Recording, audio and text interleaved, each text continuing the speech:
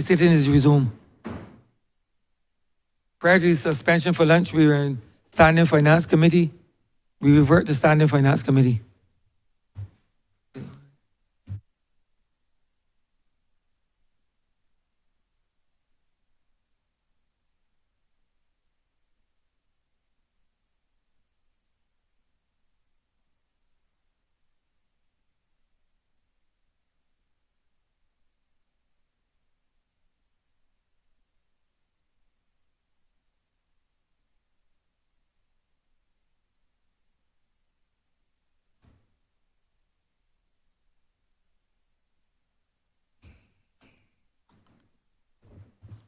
This House is now in Standing Finance Committee. Honourable Member for St. George South.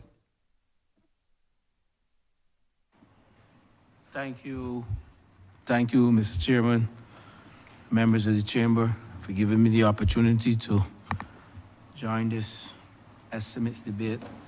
Ministry of Agriculture, Food and Nutritional Security. Honourable. First, let me congratulate my friend and colleague, Minister Weir, and his team. You have indeed satisfied the audience's requests for knowledge, and I term this Ministry of Agriculture, Food Security 101 course.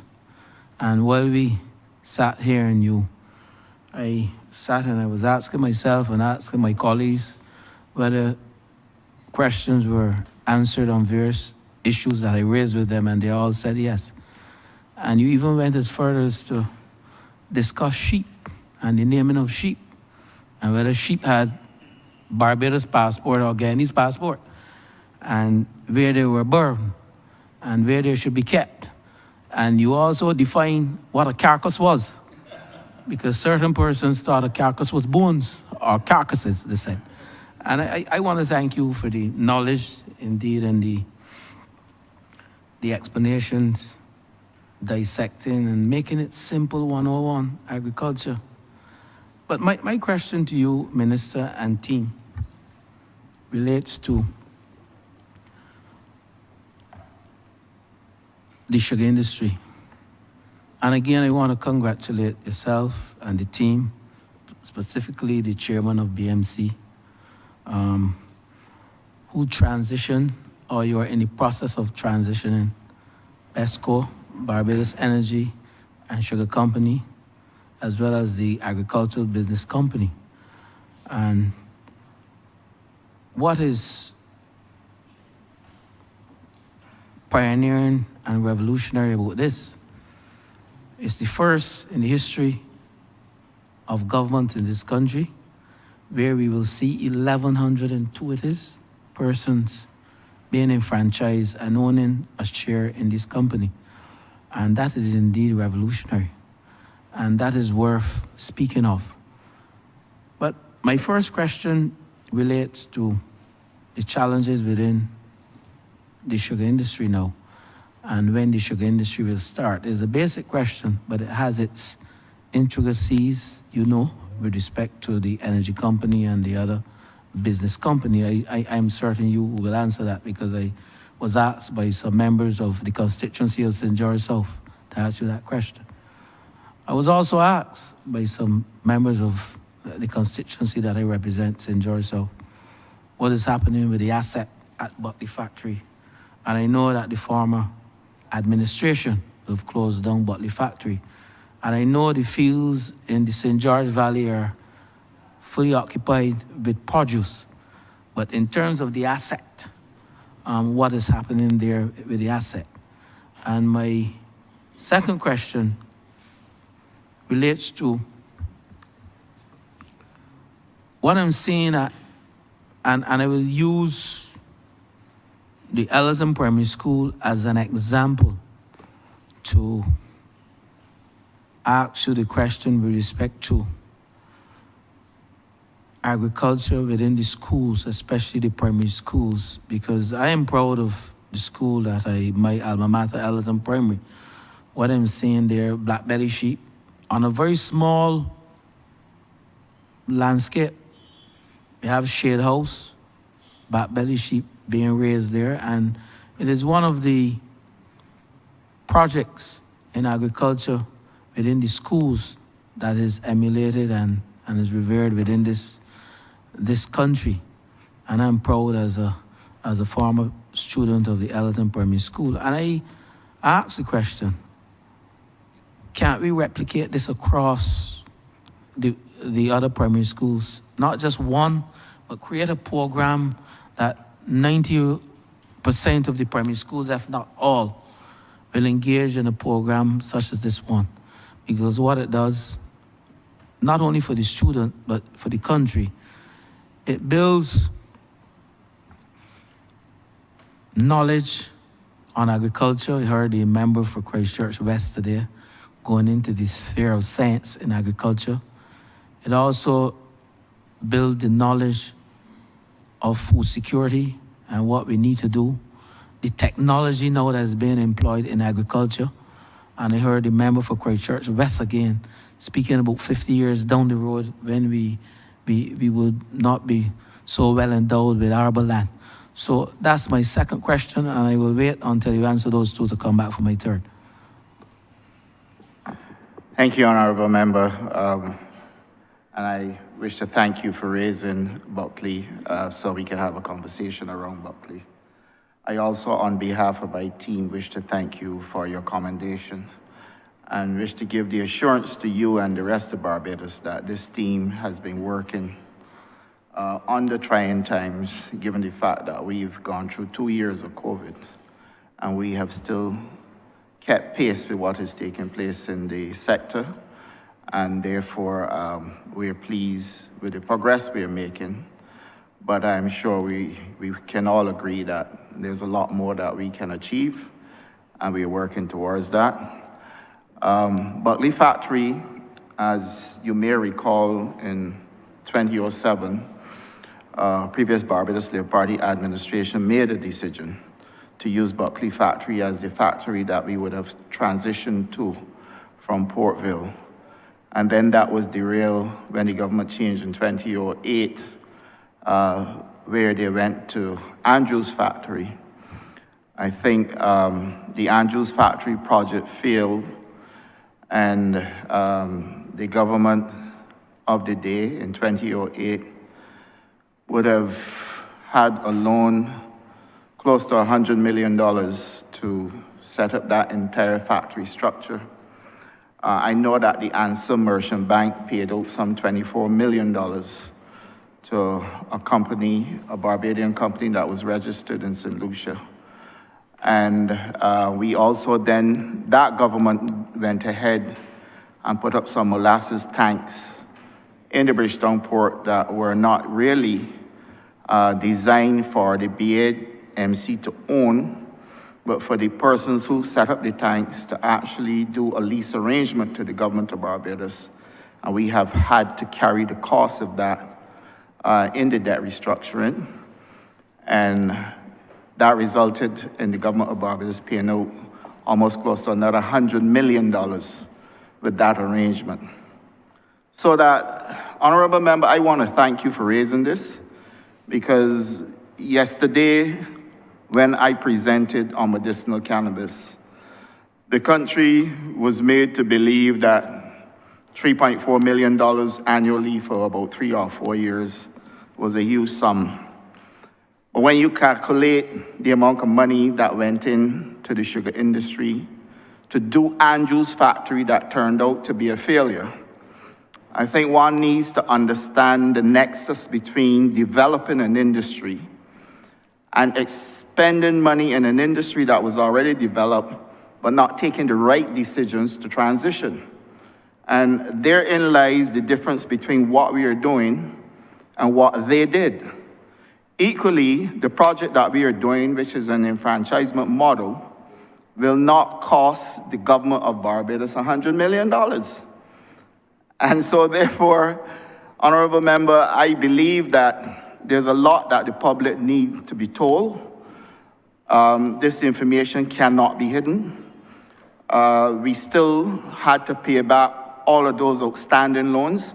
And we get a lot of talk in Barbados about the government borrowing money. but you can see where the money is going that we borrowed.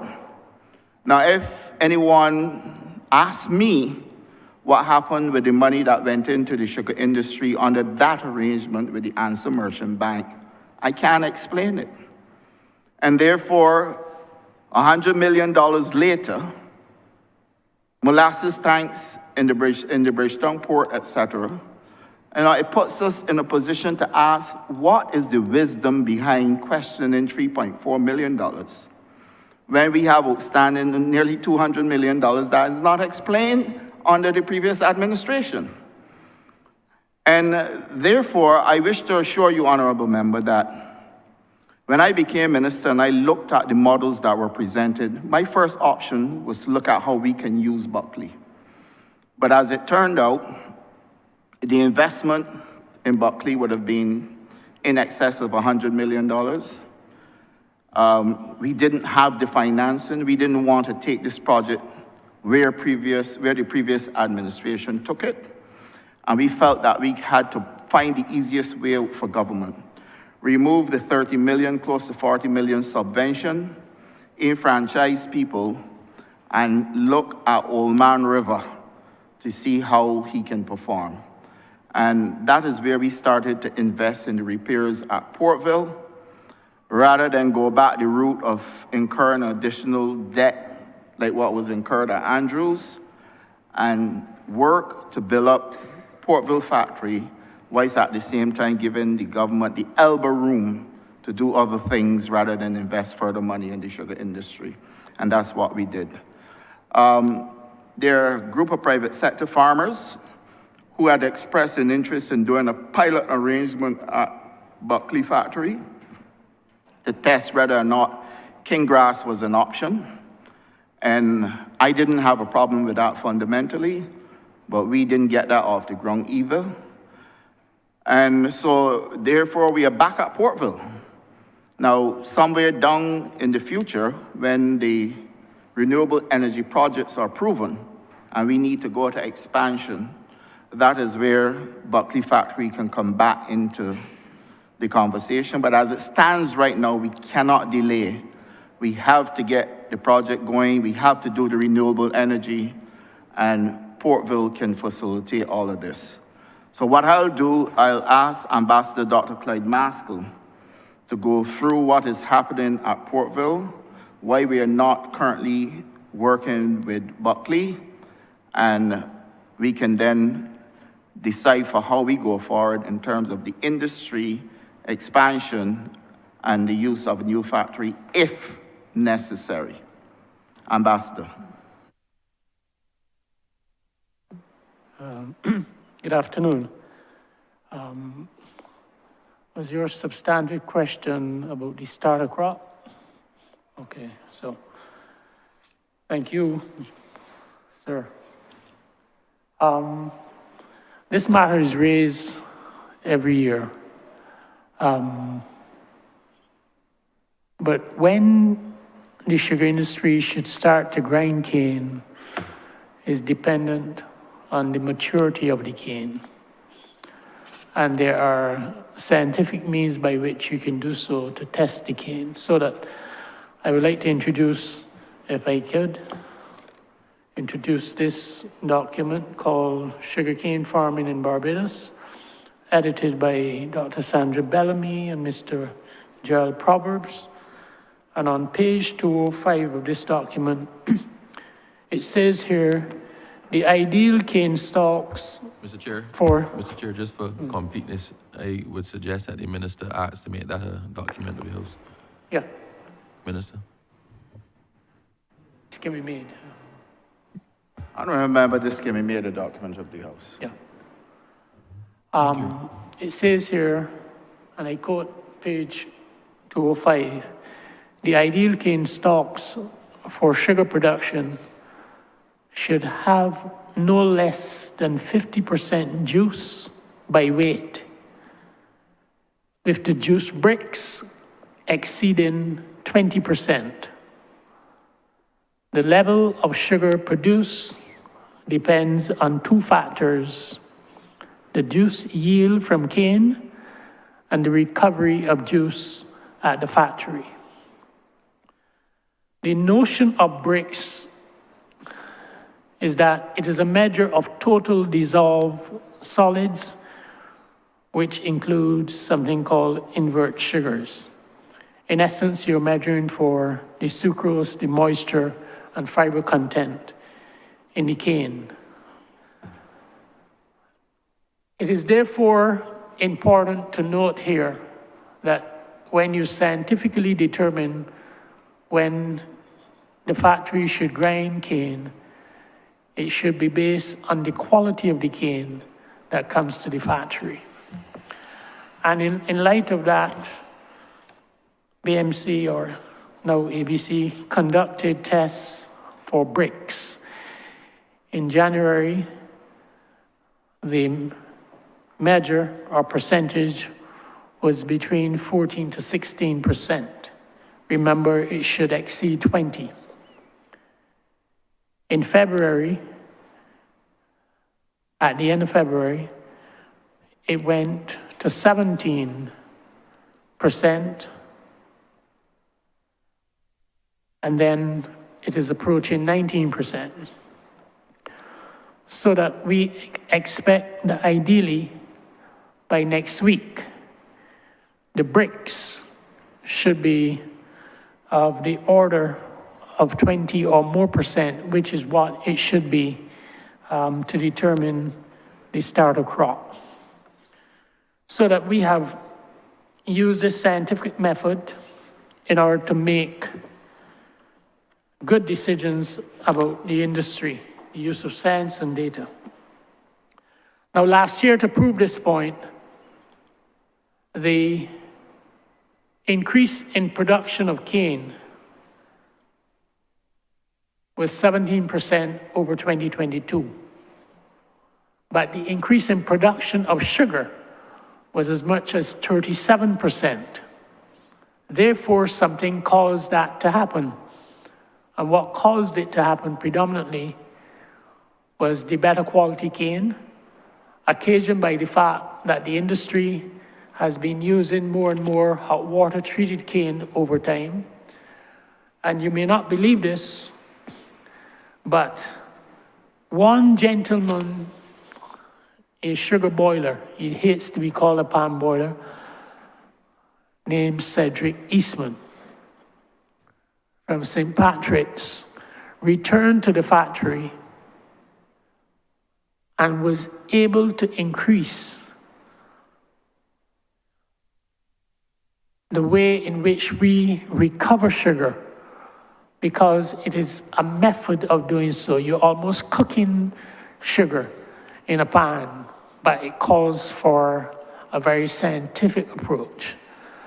And he was able to lift the production of sugar last year, not single-handedly, but his contribution was exceedingly pronounced for the last crop. So that we're going to be in a position for sure by mid-next week, when we see the bricks going to 20 or beyond, to make the decision so that the factory would receive the best quality cane in order to produce the best quality sugar. And that is precisely the kind of information that we're using to make proper decisions in the industry. Do you want me to speak to anything else? Minister? Want me to speak to anything else? Buckley? Okay. Now, in the transitioning of the factory, the industry itself, BMC, we have been requested by the authorities to utilize Carrington factory. The government wants to utilize that for another purpose. So we were able to shift the operations that we had at Carrington factory to Buckley.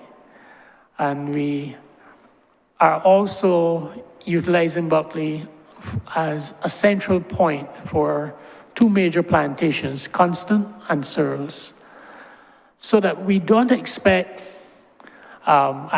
any given point very soon to go back to put in a factory at Buckley at all. In fact, we think that Portville is an ideal location, especially when there's consideration to move to the next stage in the process of transitioning, that is renewable energy. So Portville, because it has access to the best biomass in Barbados, bagasse, will now become the central point for creating electricity from bagasse as a means of adding to the revenue base of the new company called BESCO, as well as increasing electricity production without reference to imported fuel. In fact, we are moving towards a more sustainable industry, not only by increasing output of cane, but also by utilizing the third product in cane. You have sugar, molasses, and bagasse. And even though the factory supplies or produces $2.5 million in electricity a year for itself, it has never been able to monetize the renewable energy, but we will be able to do so in the foreseeable future. That's the next stage. So that we are anticipating that the transitioning that we're doing will not only be viable from the perspective of sugar cane and molasses, but the additional renewable energy that will come from exploiting the byproduct called bagasse. That will then make this entire transition a complete transition in terms of its many facets. The economics of it, the finance of it, the environmental strengths of it. But I want to say here that contrary to the notion that the cane industry was dying, in the last 4 years, we have increased the production of cane in Barbados by almost 25%. But why is this important? It is important because you cannot have a sustainable non-sugar agriculture unless you have sugar agriculture, because you have to do rotation. And therefore, the notion that you can have a future agriculture without sugar cane is a joke. As a result of that, it means that we expect not only to be able to produce more cane in Barbados, from which we will get more sugar, but more importantly, we can produce more molasses. Because currently, we only supply 1/10 of the requirement of the rum industry.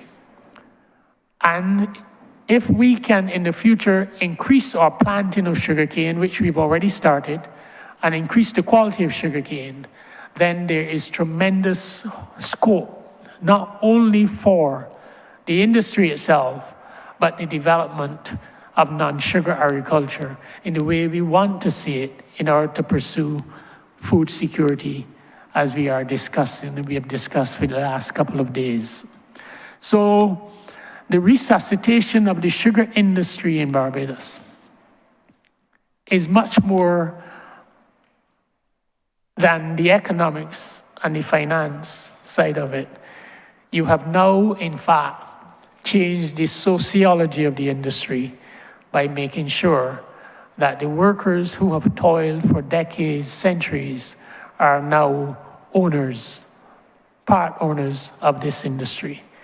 So when we look at the overall plan for the transitioning, we are going to be utilizing more of the lands that have been idle for quite a while in Barbados. The only constraint to the future of agriculture in Barbados will be the possible impacts of climate change and consequently, perhaps, the impact of climate change on the availability of water.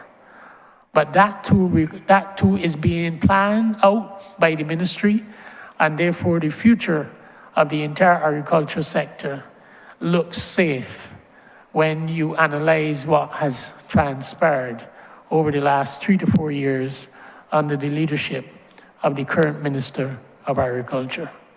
Thank you.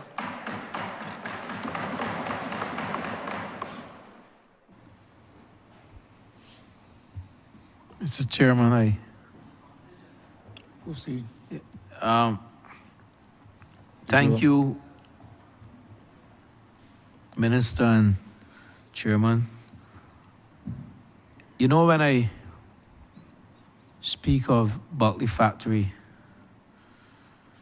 I have a number of persons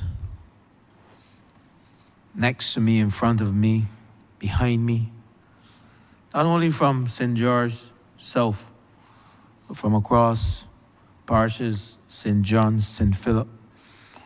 And while I don't want to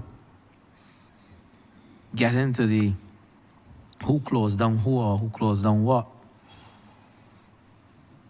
I still see Buckley Factory, the asset, becoming a community asset now, whereby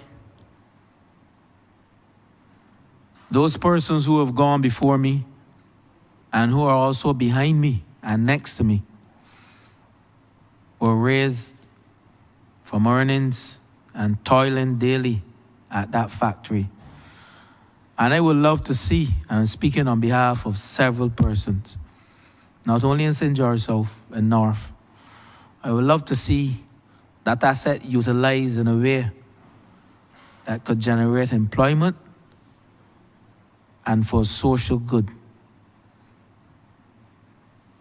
I am hoping that within a short time frame, whether it's agritourism, is environment, is culture, that landscape that was a staple within the constituency and within the parish and within this country, not be left to simply rot away or decay. And my grandson and son will live to tell a story of the history of Buckley Factory as once being a sugar producing factory, but transitioned to become another staple being utilized not only for economic value, but I refer to it as a community asset for the social good for the people of St. George. And I will end on Buckley Factory there. But I move on to thank you again, Mr. Minister and team. The Farmers Empowerment and Enfranchisement Drive is indeed a wonderful program. And I have seen a number of young farmers, male and female, benefiting from this program. And while I don't want to get into the number of produce and the improvement of the agricultural sector and local production as a result of the feed program, what I can tell you, Mr. Minister and team, wherever I go in St. George, persons are requesting farmers' licenses. And that speaks volume to your program. And I want to compliment you for that program. But I want to go further, though, Minister and team. You know, I came from, when I entered public life, well, ministerial life, that Ministry of Commerce is a ministry I can never forget. The formation of co-ops were used as a mechanism to enfranchise working class and the average businessman.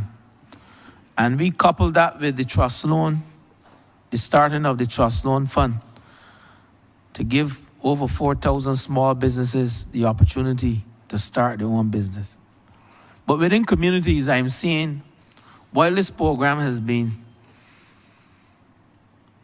one that we can boast of, and as the boys on the block will say, beat our chests, and you within the ministry, I still see a need for community co-op farming in this country, whereby the food program, yes, but we can utilize the concept to get into communities and community centers to get more young people, young men and women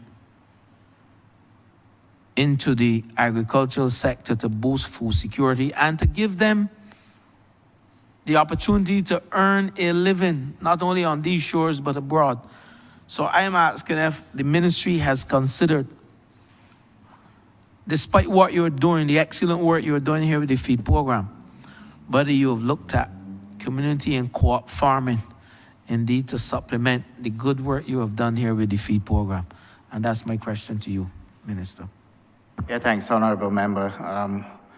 I think the pace at which we are moving with Project CARE is something that concerns me, but Project CARE is everything that you just spoke about in terms of communities getting involved in farming and people going back to their kitchen gardens and creating a movement within communities that would drive production for those people within those communities to be able to consume or eat what they grow and grow what they eat. I am pushing very hard to get that project moving because I recognize the importance of it. Your colleague to your right also has been pushing for it to go as the Honourable Member for St. James South. And I think that we need to have a movement across the island where Barbadians are actually getting back to community gardening and kitchen gardening in their backyards. And I can give you the assurance that in this coming financial year, we will put in greater effort in making sure this project is actually up and running the way it should, and that every constituency is given a chance to at least have one project. I had a discussion with a private sector entity about Project CARE, how we can do a competition that will culminate around our independence celebration and provide a prize package, an awards ceremony for people who participate in community gardening, constituency by constituency, where you get a first, second, and third prize for the best community gardens. And I suppose we will have to work out the details in terms of what criteria will be, but this is a conversation that I've had with the private sector, and we will revisit that after these estimates and the budget so that we can anchor a possible overall community garden project for the country. Thank you, Minister. And my final words, Chair. Very often I find that persons try to do it on their own. And that is why I mentioned the co-op model. So we have to drive that co-op model within communities and with a view to allow them to get the end result faster and to create scale. So I just want to end on that note, but I recognize the Project CARE, but my focus is more on getting the co-op model within the communities more, and that persons will not be standalone entities, but the co-op model would give them the scale and the reach that they need and quicker. But I thank you, and indeed again you have been thorough. Yeah, thanks, Honourable Member. I do agree with the co-op model. I think in order for us to get the movement going, we have to give it a start, like it's almost like a jump start, and then we can then organize and fashion how we can develop business models within it so that people can work in co-ops, and I accept that. The challenge for me, though, is how do we get people to work together and I think the ministry is already working with people who are familiar with the formation of co-ops, and we will build on that so that we will continue to get this structure in place and to allow for us to have co-ops within the communities as well.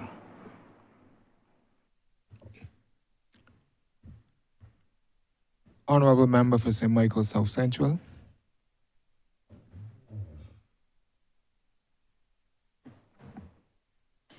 Thank you, Mr. Chairman. My questions, I believe, are relatively straightforward. I want to thank the Minister for his explanation so far on some of the critical areas that we've been discussing. The first question I have is perhaps the simplest. Now, Minister, this ministry is responsible for a large part of the markets. And our approach to markets, the way that the ones that currently exist and the way that we structure them, it's in quite a long-term arrangement. So there are tenants, and people are able to access these stalls or kiosks or facilities in order to vend certain products. I think there is another model that perhaps of a market that perhaps serves a different kind of vendor or kind of entrepreneur. And that is the entrepreneur who perhaps has more occasional produce. We have across Barbados farmers markets in particular locations. There's one on the West Coast, there's one in the center of the country. There are perhaps one or two that have a particular character. They are set up, I think, as to allow people to get produce and to have a bit of an entertainment experience, to go out with their families on the weekend. And they have a certain tenor, these farmers markets.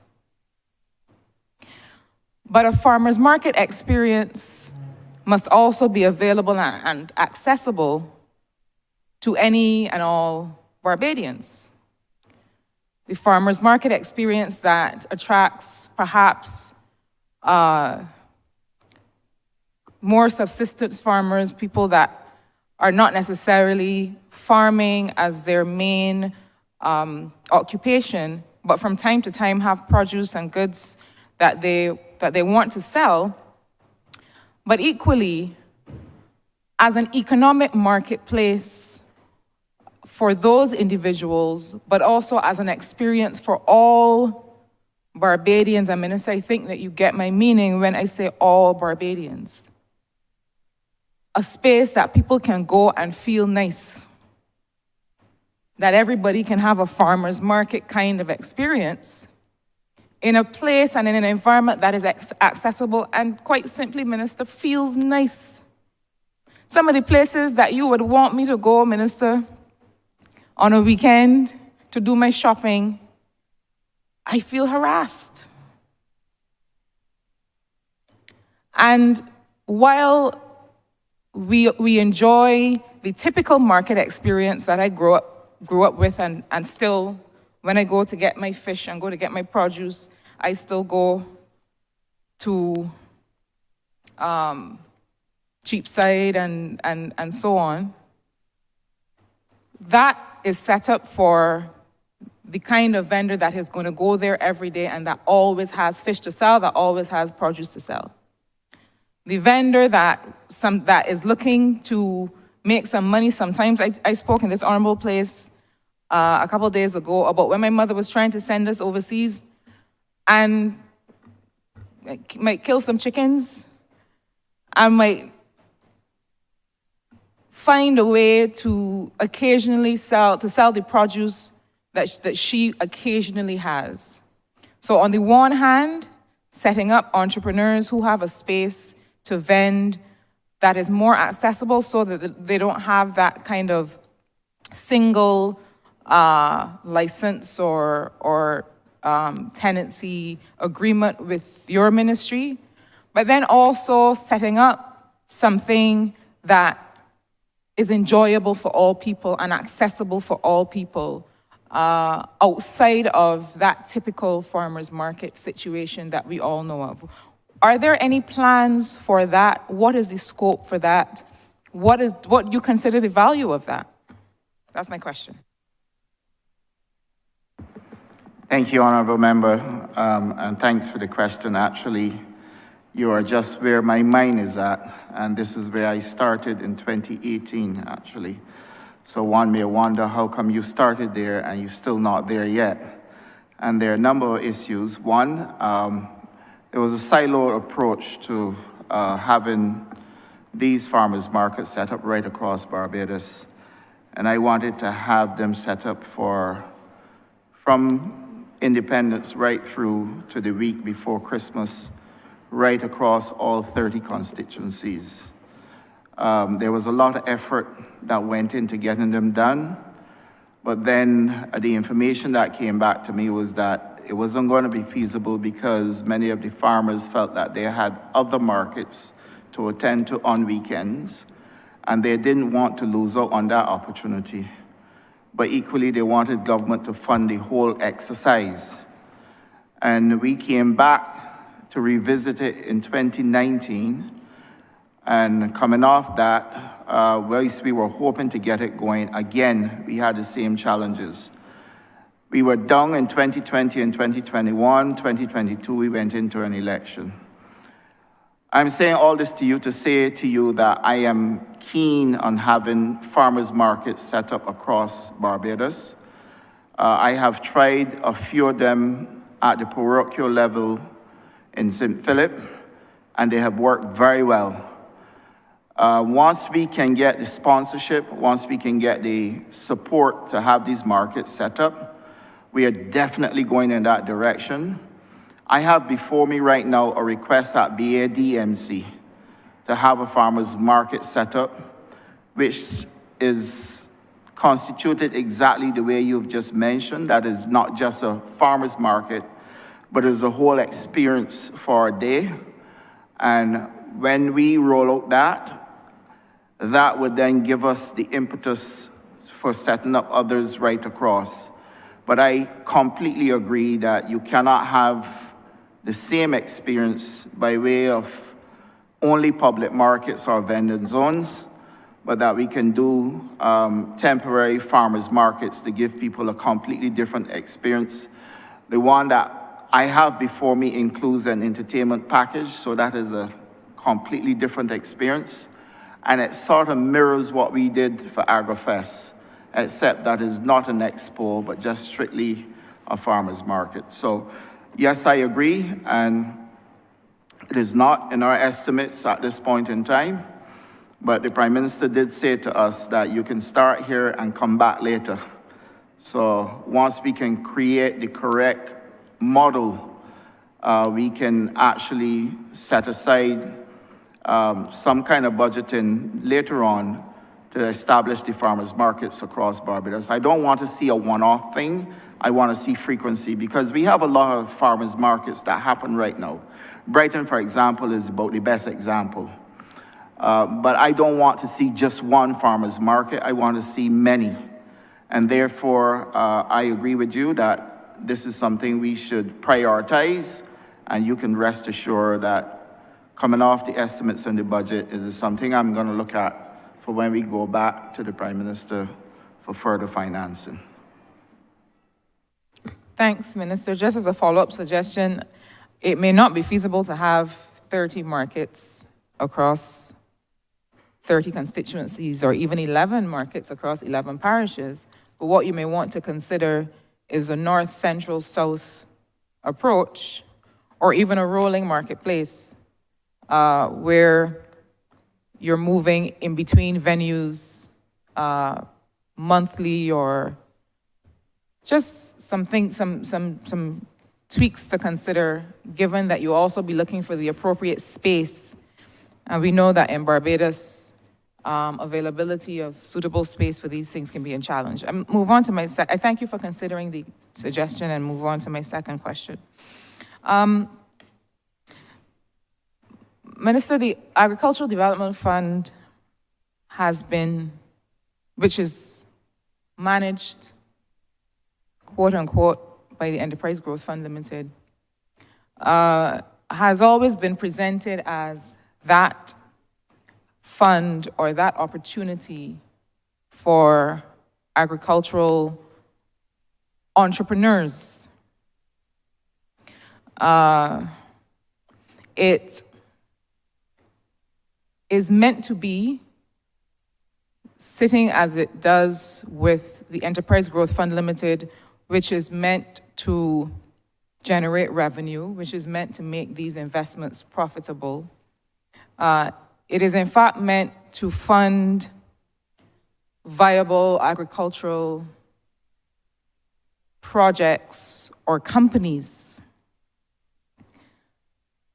Now, the history of the fund over some time has not been one that has reflected that target or that goal.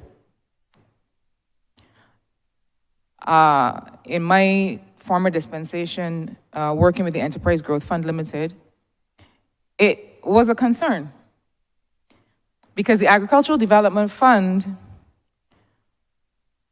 I dare say, is not set up to be only a social investment fund, even as social investments are needed. It is set up to provide resources to real viable agricultural products or companies, products or companies or services that are going to help generate some job-led, inclusive growth in this country or even arguably in this region. Now, I would like to hear from you, Minister, about what is the intention for the ADF with respect to, particularly with respect to, or need for it to support profitable enterprises. I have always been of the view that perhaps you may have to ring-fence some part of the fund for a development portion, to say some percentage will be that we take a chance on this project because we believe that it has national purpose or value, but overall, the ADF is meant to be profitable and generate a return. So I wanted to hear your position on that and what are the future plans for the fund?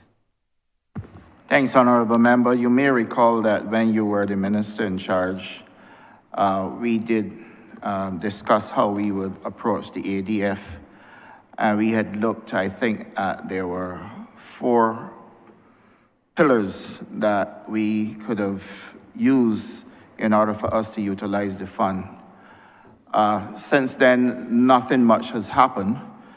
But what I say to you is that based on the feedback that has been coming into the ministry, there are 2 things that I'm addressing. One, you are right, how do we carve out a space for developmental projects that are of national interest?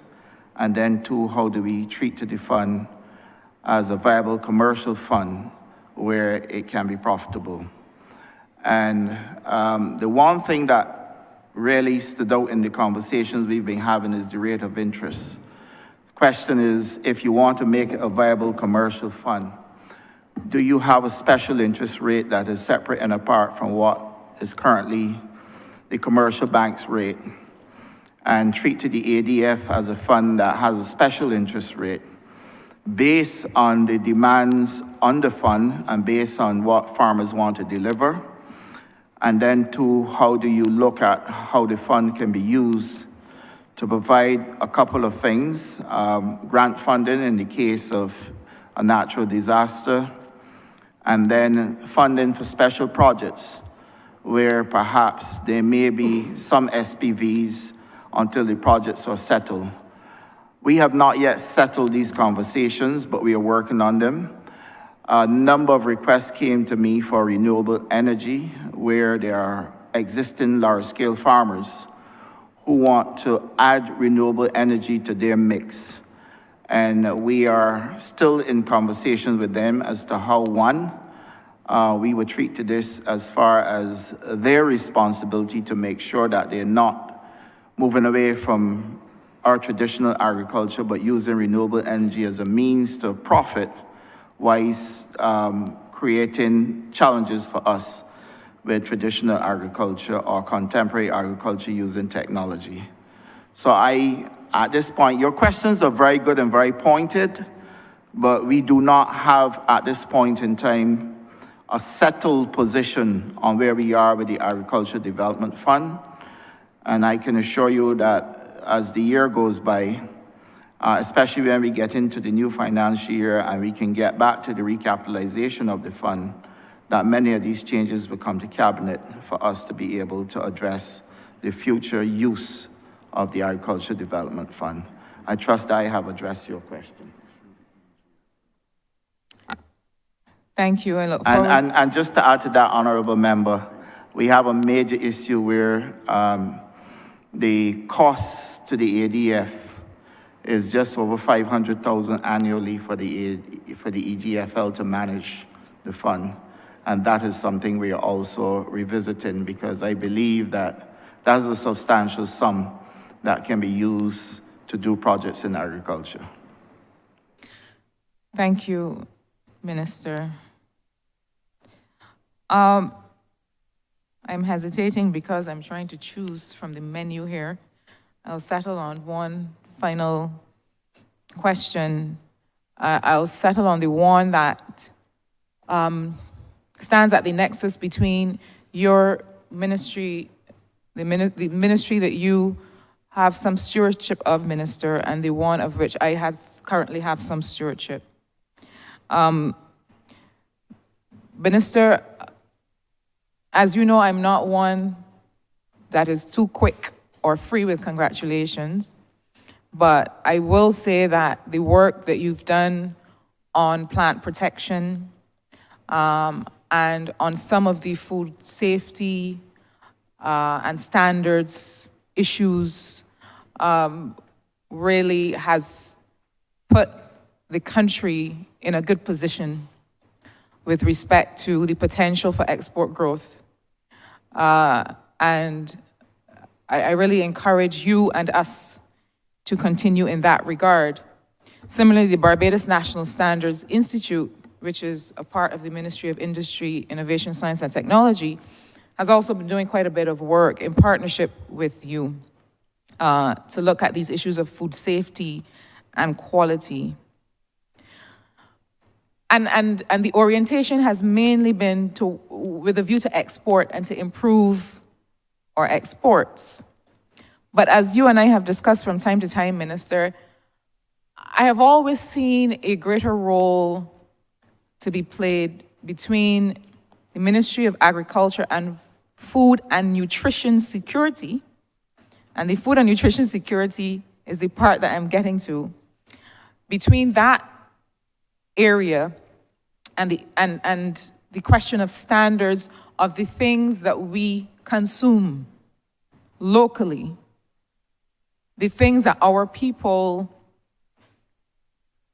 either grow and consume locally or import for our consumption in terms of food safety and quality and nutrition quality. And there are, in other jurisdictions, agencies that have this responsibility to be able to say to us, I'll use an example. We take a lot of intelligence from other jurisdictions about the things that we should eat during the life cycle of a person in Barbados and the region. So, for example, we will say to women who are pregnant, you should perhaps not consume certain kinds of foods. You should not consume fish that is high in mercury. And we very loosely decide which fish those are, but we're not really talking about the fish that we fish in our waters. We are using as the benchmark the international standards, or probably more likely the US Food and Drug Administration guidance on, well, which fish, swordfish, tuna, because they are looking at the international markets for these fish. Where are they coming from? The waters in which they are mostly fished from. What is the heavy metal content there? And that's where a lot of the guidance comes from. But, you know, we are finding in our populations, in our majority populations in Barbados and this region, that there's certain pathologies, human disease, and so on, that are manifesting that we don't understand. And I'm concerned that we are not making the connection. Yes, we are testing and we're establishing standards for the food that we feed other people with, and we are very concerned that that food is healthy and meets these particular standards. But what about the food that we eat? And both with respect to imports and with respect to what we grow and so on for ourselves and what we harvest and gather for ourselves, at what point are we going to establish an authority that sets our own guidance and benchmarks for what we eat? Is there any plan? Is there any intention? And I concede that that must be in partnership with the BNSA. But is there any intention from your perspective, Minister, to make that a priority of what you deliver to the people of Barbados through your ministry? Honourable Member, that is one of the good questions I've had for the day. Truthfully, this exercise has been quite encouraging. I'm indeed pleased with the response I've received from my colleagues today. And the questions, the very pointed questions in terms of keeping the public aware of what A, the ministry is doing, and B, what is possible, so that we can address what we are currently doing, but also keep the country appraised of the pathway to the future.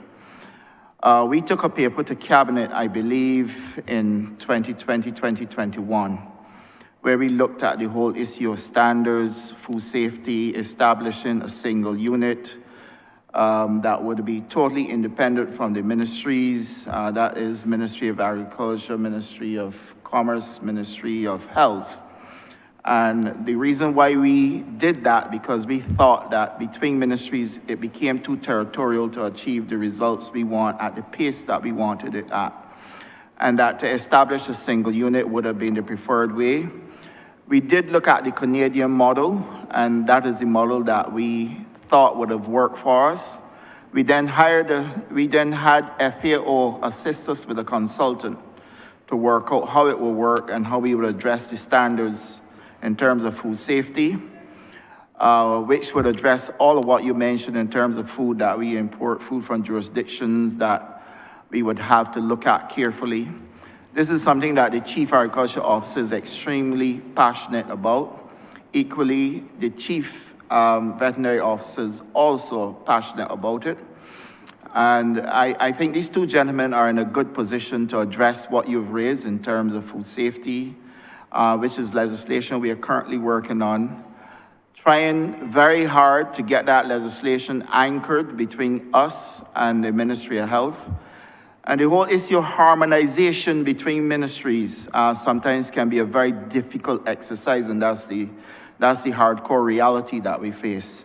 So that the establishment of a single unit, which is allowed to function independently, but is able to give us the deliverables that we need, is where I think we need to go. Honourable Member, what I would do is ask the Chief Agriculture Officer, Mr. Michael James, to speak to this matter, and then after him, Dr. Mark Trotman, so you get a sense of understanding of where we have been with this matter. It has been a long journey, and one that we hope to settle very soon, because when we submitted the Cabinet paper, we were talking about $100 million, I think it was. That price obviously is going to be a lot more now. And what we wanted to do is to establish that unit with the assistance of the FAO and the consultant that was on board with us, and to use the Canadian model so that we would have a unit that can deal with food safety and standards. And yes, it did include your ministry as it stands right now. Thank you, Minister, and thank you, Minister Ketter, for the question. The umbrella agency we were speaking about is National Agricultural Food and Health Food Control Agency, Nafka. That was the acronym at that point in time. And as the minister said, we were working on this for nearly 15 years. So it's been a long time coming. At the international level, through the same sanitary and phytosanitary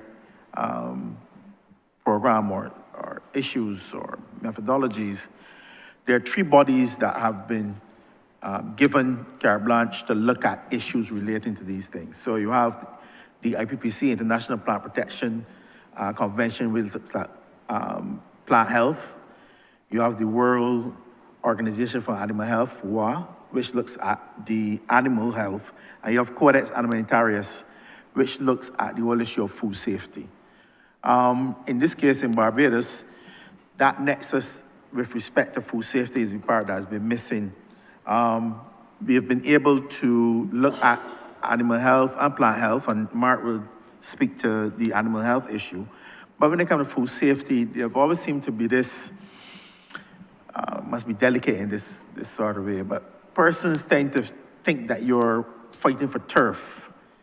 And no matter what was projected or what was put forward, there was always this, you know, we're not ready or something else should happen. What Nafka seek to do, and is still on the table, is that even if you don't have an agency, you have a system that would help persons that if in case, as you were saying, that things come from overseas, there's a testing methodology. There are times when you have to test, no matter where it comes from. We usually think that because something comes from overseas, it's better than what's produced here. And that, in most instances, can be a fallacy. So it would have to, or we were seeking to develop a system, and Brett Taylor was also involved in this, where we had traceability, similar to what exists now under the FSMA Act in the United States of America. And we had persons trained just last week in the whole area of traceability, how you will make sure that farmers or whoever is doing things to their food stuff, that they go through taking records, making sure that you know what chemical you're using, when you put on water, how safe is the water being tested. All of these things are in documents, they're there. It takes the will now to actually go forward and decide, are we gonna have a single unit, as was decided, or are we gonna have a system? Whatever we do, the Barbadian public should be the beneficiaries. You need to be able to say to persons, if you're drinking water, if you're eating food, this has gone through some sort of testing model, and this is what we're doing. Right now, it is fragmented. Sometimes you don't have the cooperation between the units. We depend a lot on personal agreements. So I know Mark, so I know what Mark is doing. Mark may know somebody in the Ministry of Health, they know what he's doing, but there's not that cohesion that is needed. And that is what Nafka sought to do. The thing about Nafka is that it was always plaguing the minister, and PS noticed, with having persons to actually push this. We depended on primarily one person, and that is Dr. Beverly Wood. And that's a single point of failure. When Beverly isn't there, what happens? So you needed to have persons to be with Beverly so that they know what happens when she's no longer there, if she's retired or whatever. And we didn't have that. So right now, we are in this sort of, how should we say, stopgap measure, where we have developed the legislation, and the legislation is there to be looked at and reviewed by other agencies, but it's just stuck there. So we need to have, from all the players, to be on that same mindset to say, listen, you know, leave the ego at the door and let us concentrate on what we are doing, because it's supposed to benefit all Barbados. And I think it will stop there and let Mark take over from here. Thank you. Thank you very much. Not a lot more I can add to that. I think CAO has pretty much laid out what we've been trying to do. In a nutshell, what we have been trying to do is to make sure that we can monitor the entire food chain from start to finish, including inputs, additives, and everything that goes into the final product that people eat. And to make sure that across the entire food chain, there is some sort of regulatory oversight to make sure that there is no adulteration, there is no infection, there is no contamination, that the inputs, whether it be animals, whether it be plants, whether it be seeds, whether it be chemicals, that they're all at that point are safe to consume, and that the process is safe to consume. So that was the idea that we were trying to put, as the CEO mentioned. The real challenge is that there has been perception over somebody taking somebody else's responsibility, turf over certain issues and so on. And that has never been the intention at all. I think we're making progress. We had Mr. Paul Mayers, who is a Barbadian, retired official with the Canadian Food Inspection Agency, who has graciously donated his time with the FAO's support to assist us in, because he was instrumental in establishing the Canadian Food Inspection Agency, worked many years as a senior officer in that agency. And so he's a wealth of knowledge, and he's been helping us come together with that. So we think we've made a lot of progress. We've managed to bring people on board who understand what we're trying to achieve. We're about to engage in a program again sponsored by the FAO, a food safety management system, or food safety management tool, an evaluation tool which allows us to see exactly where we are at and what we need to do to put these things in place. It's a fairly ambitious goal that we have, but I do believe that once we get enough commitment at all levels and get enough systems in place to make sure that Mike referred to the challenge with people coming and going and getting inconsistency. That it's been a sine curve with us trying to get this thing going, because you think you have everything together, but because it was always based on individual relationships, when someone retires or leaves or so on, we have to start all over again. So, there was a calypso a long time ago, 1 step forward, 2 steps back. We experienced that ourselves with this project. I'm very optimistic that we are on the right foot going forward with it, and that you'll probably see something more concrete coming out of it over the next year, where we actually have something, whether we end up with a full discrete agency, independent agency, staffed and operational, or whether we have a series of MOUs or concordats or agreements between ministries to operate within their respective structures. I think we still need to address that issue and have a positive way forward on that. But with the new way we're moving forward on it, I'm very optimistic that we will get something concrete very soon. It also speaks into to the Honourable Minister for St. James South has been talking about SPS issues constantly. I know I've engaged her very often on that matter. And this is really what we're talking about, if you want to go down that road. This is really what we're talking about, being able to have this system to satisfy our SPS obligations, so we can not only make sure that there is food that is safe for the Barbadian consumer, but also can be exported anywhere in the world once we meet that standard. Thank you. Minister and colleagues, I really have to thank you for the frankness of these responses. My sister, who's no longer with us, used to say, if you don't left home, you don't find out anything. And I feel like this has been a real education in where you are in this process.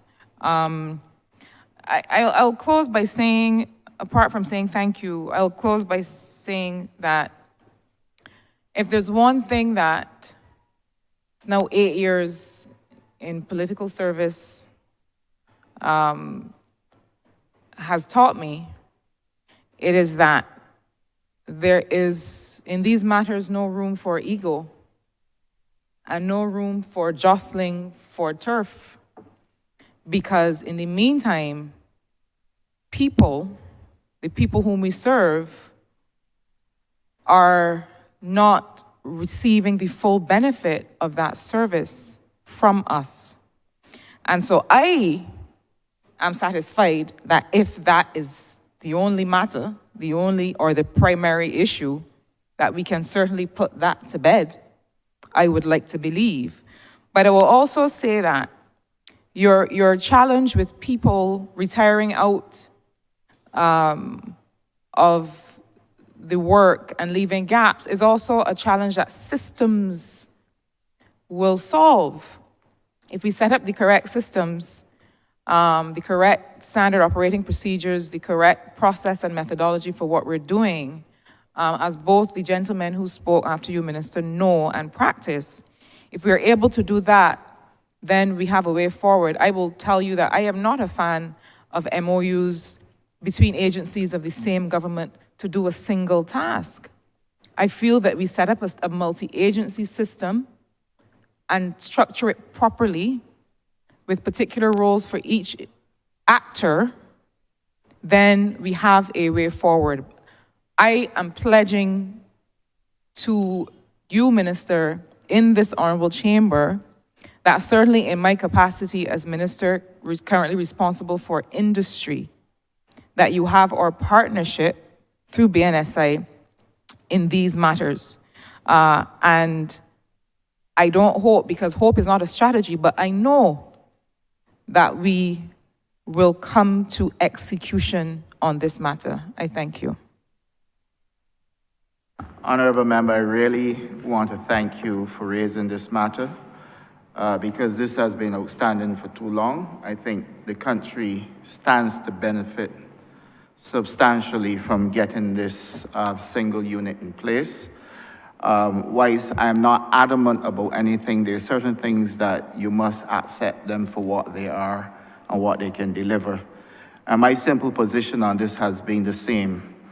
When I listened to all that was presented to me, when I first went to the ministry, I felt as though the harmonization that this needed would not be achieved through various ministries. And I agree with you that even if we take an MOU approach, you still would not have dealt with the territorial issues.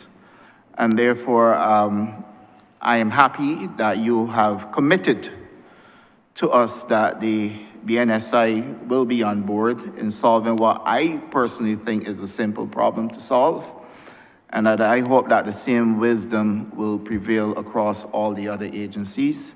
I want to thank you again for raising this and do look forward to working with you going forward on this matter.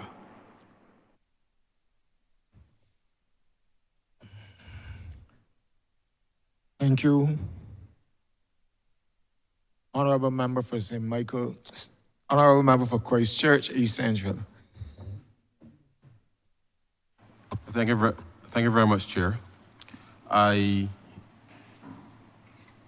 must thank the Honourable Member for St. Michael, South Central, because yesterday morning, my wife specifically told me to ask the very question that she ended on in this chamber, because the sentiment, if you like, in relation to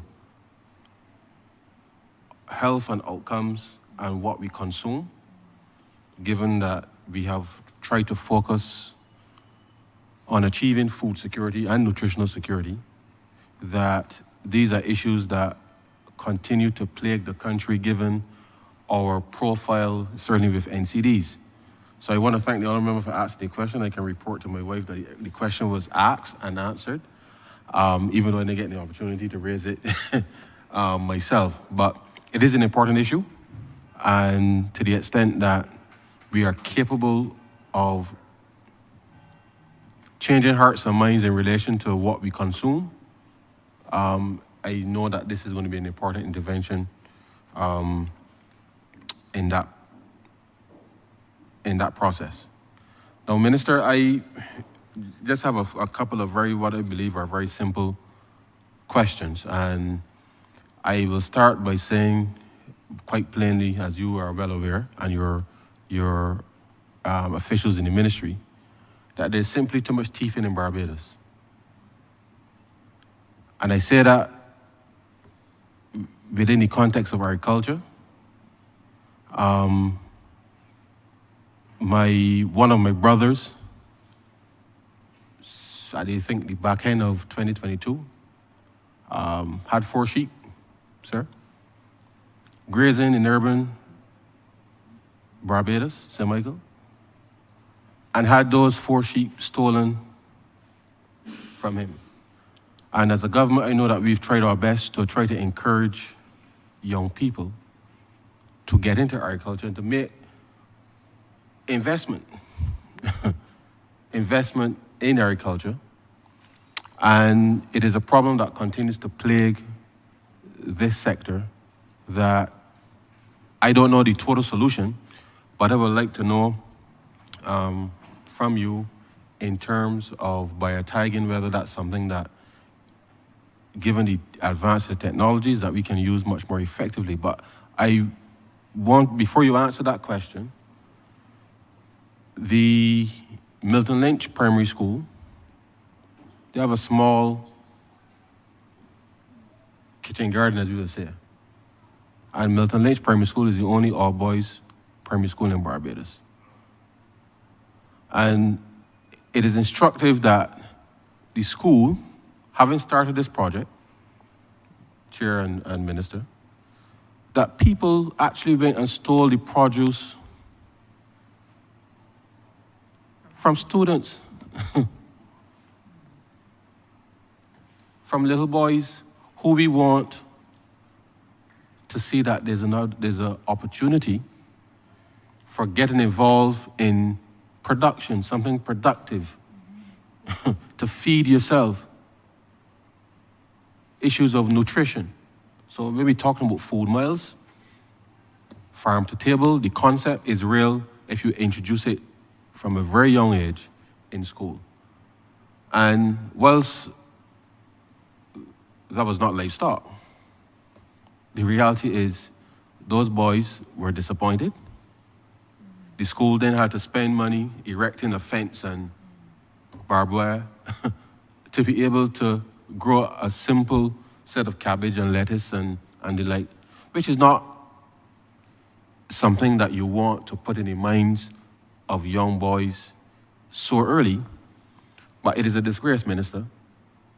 And I think that whilst I know that the ministry really does not have the capability or the capacity to be everywhere at all times, and it's not necessarily your specific role in this case, but I think it's important that between whatever technology that we can deploy, the biotagging, as I said, in the case of the sheep, so that people don't spend their time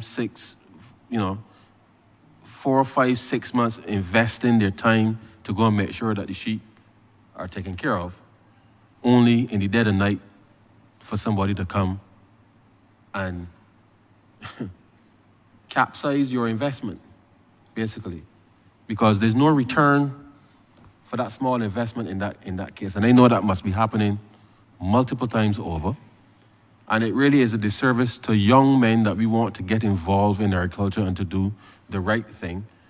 So, Minister, I hope that you would hear from my voice that we need to do something, both technologically, but certainly within the context of our communities, because I know there was some discussion about community agriculture. And I wouldn't want that we go and encourage people to invest in community agriculture only for people within either the communities or other communities to come and steal the very things that people are growing, when we know that we are starting these things with good intent, but we don't have necessarily the capacity to be able to ensure that that investment, however small, can be protected. So I just want to hear from you in relation to livestock.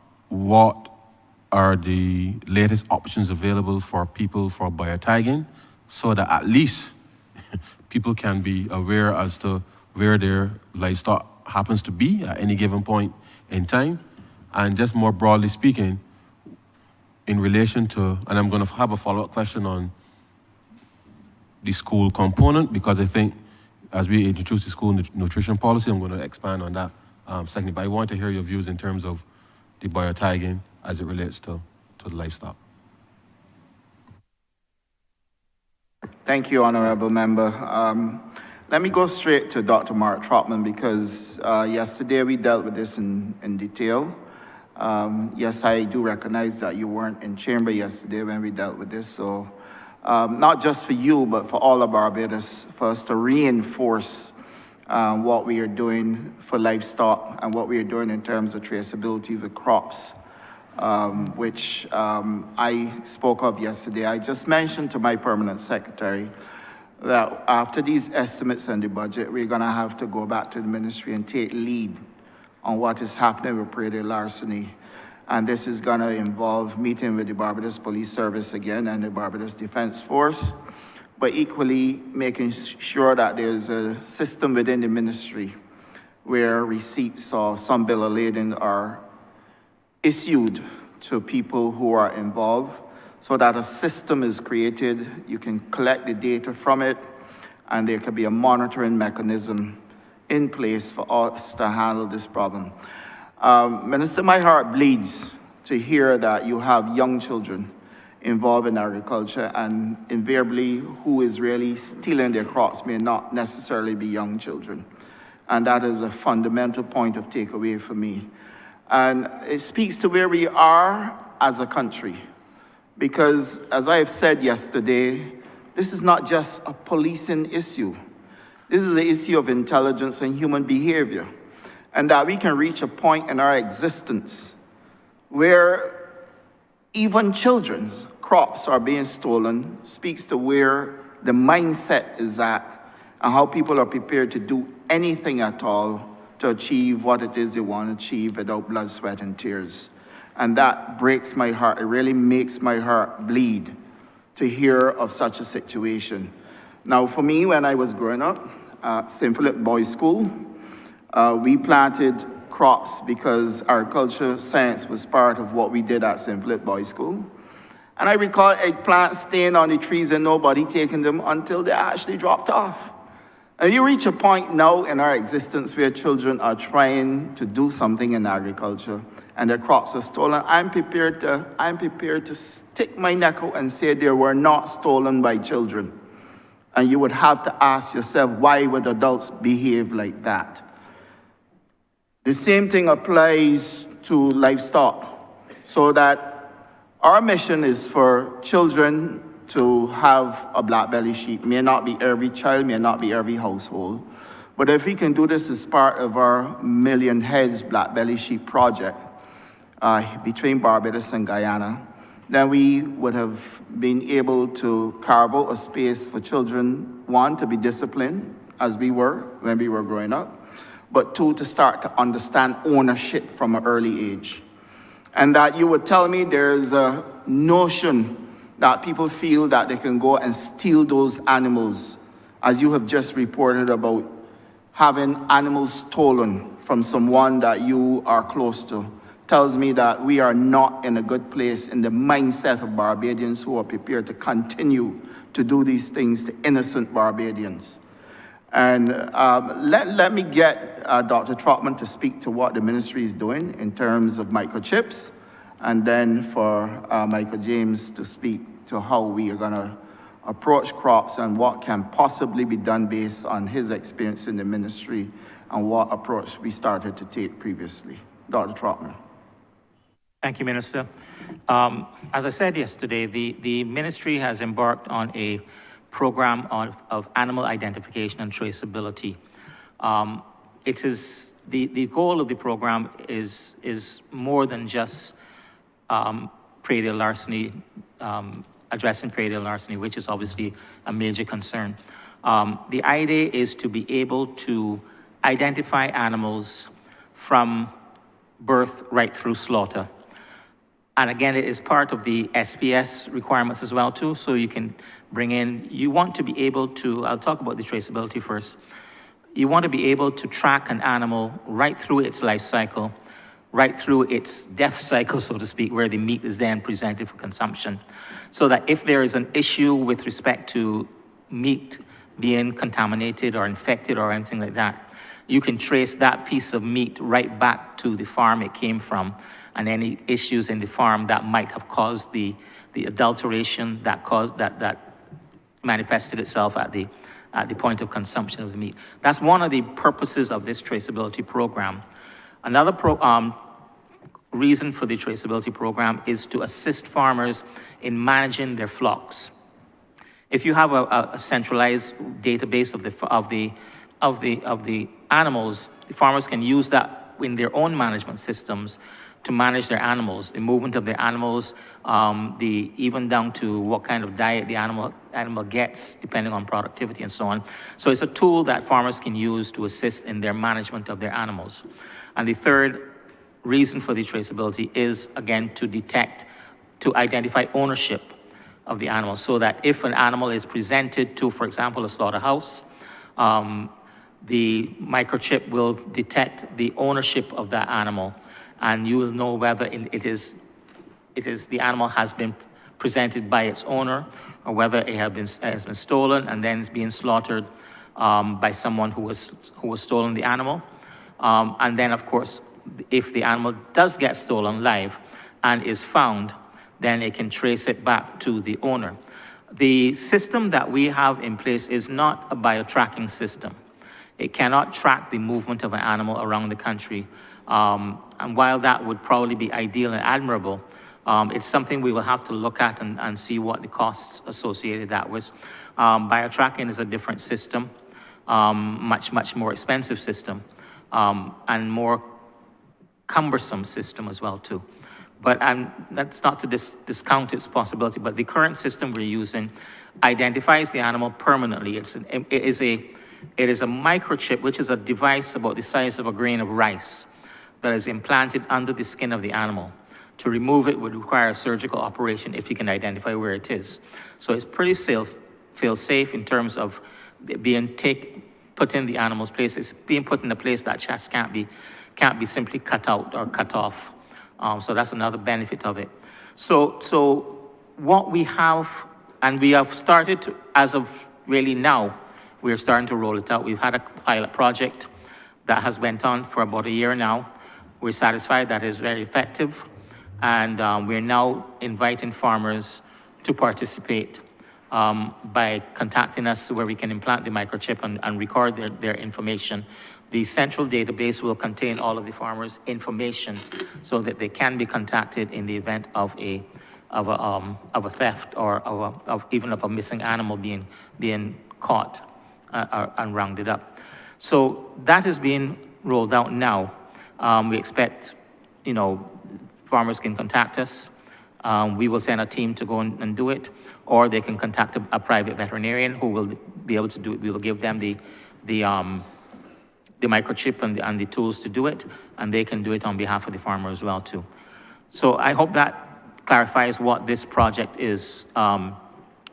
It is a definitive identification of the animal, and the idea is that it's not only used to try to address theft, but also used from a sanitary and phytosanitary perspective to trace the animal through its entire life, through to slaughter, and even connect it on to a database of the meat, which we also have traceability to deal with that through the production chain, and also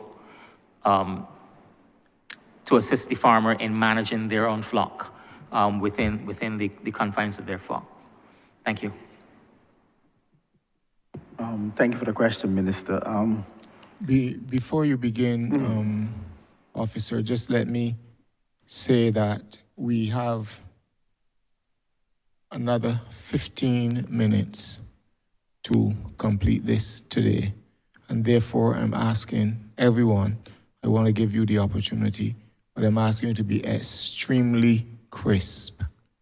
No long speeches, to the point, and let's try to finish this on time, including everybody. Thank you. All right, just briefly, way back in the early 2000s, we would have had a senior officer, Dr. Blackman, who would have started the whole issue of doing a PR on the whole issue of prairie larceny, where you planted signs and saying that this is being patrolled. And so they've done a number of things. I think what we would need to do, and you use the word correctly, thieving is a societal norm, it's a societal thing, it's a societal problem, it seems now in Barbados. And what you may have to do, and what the ministry may help with, is to use drones and whatever to map your fields. So therefore, a guy with half an acre of yams, let's say you get 5,000 pounds to the acre, which means that he should only get about 2,500 pounds. There is no way that that guy should be selling yams over and over to somebody knowing that he can only get 2,500 pounds. You get me?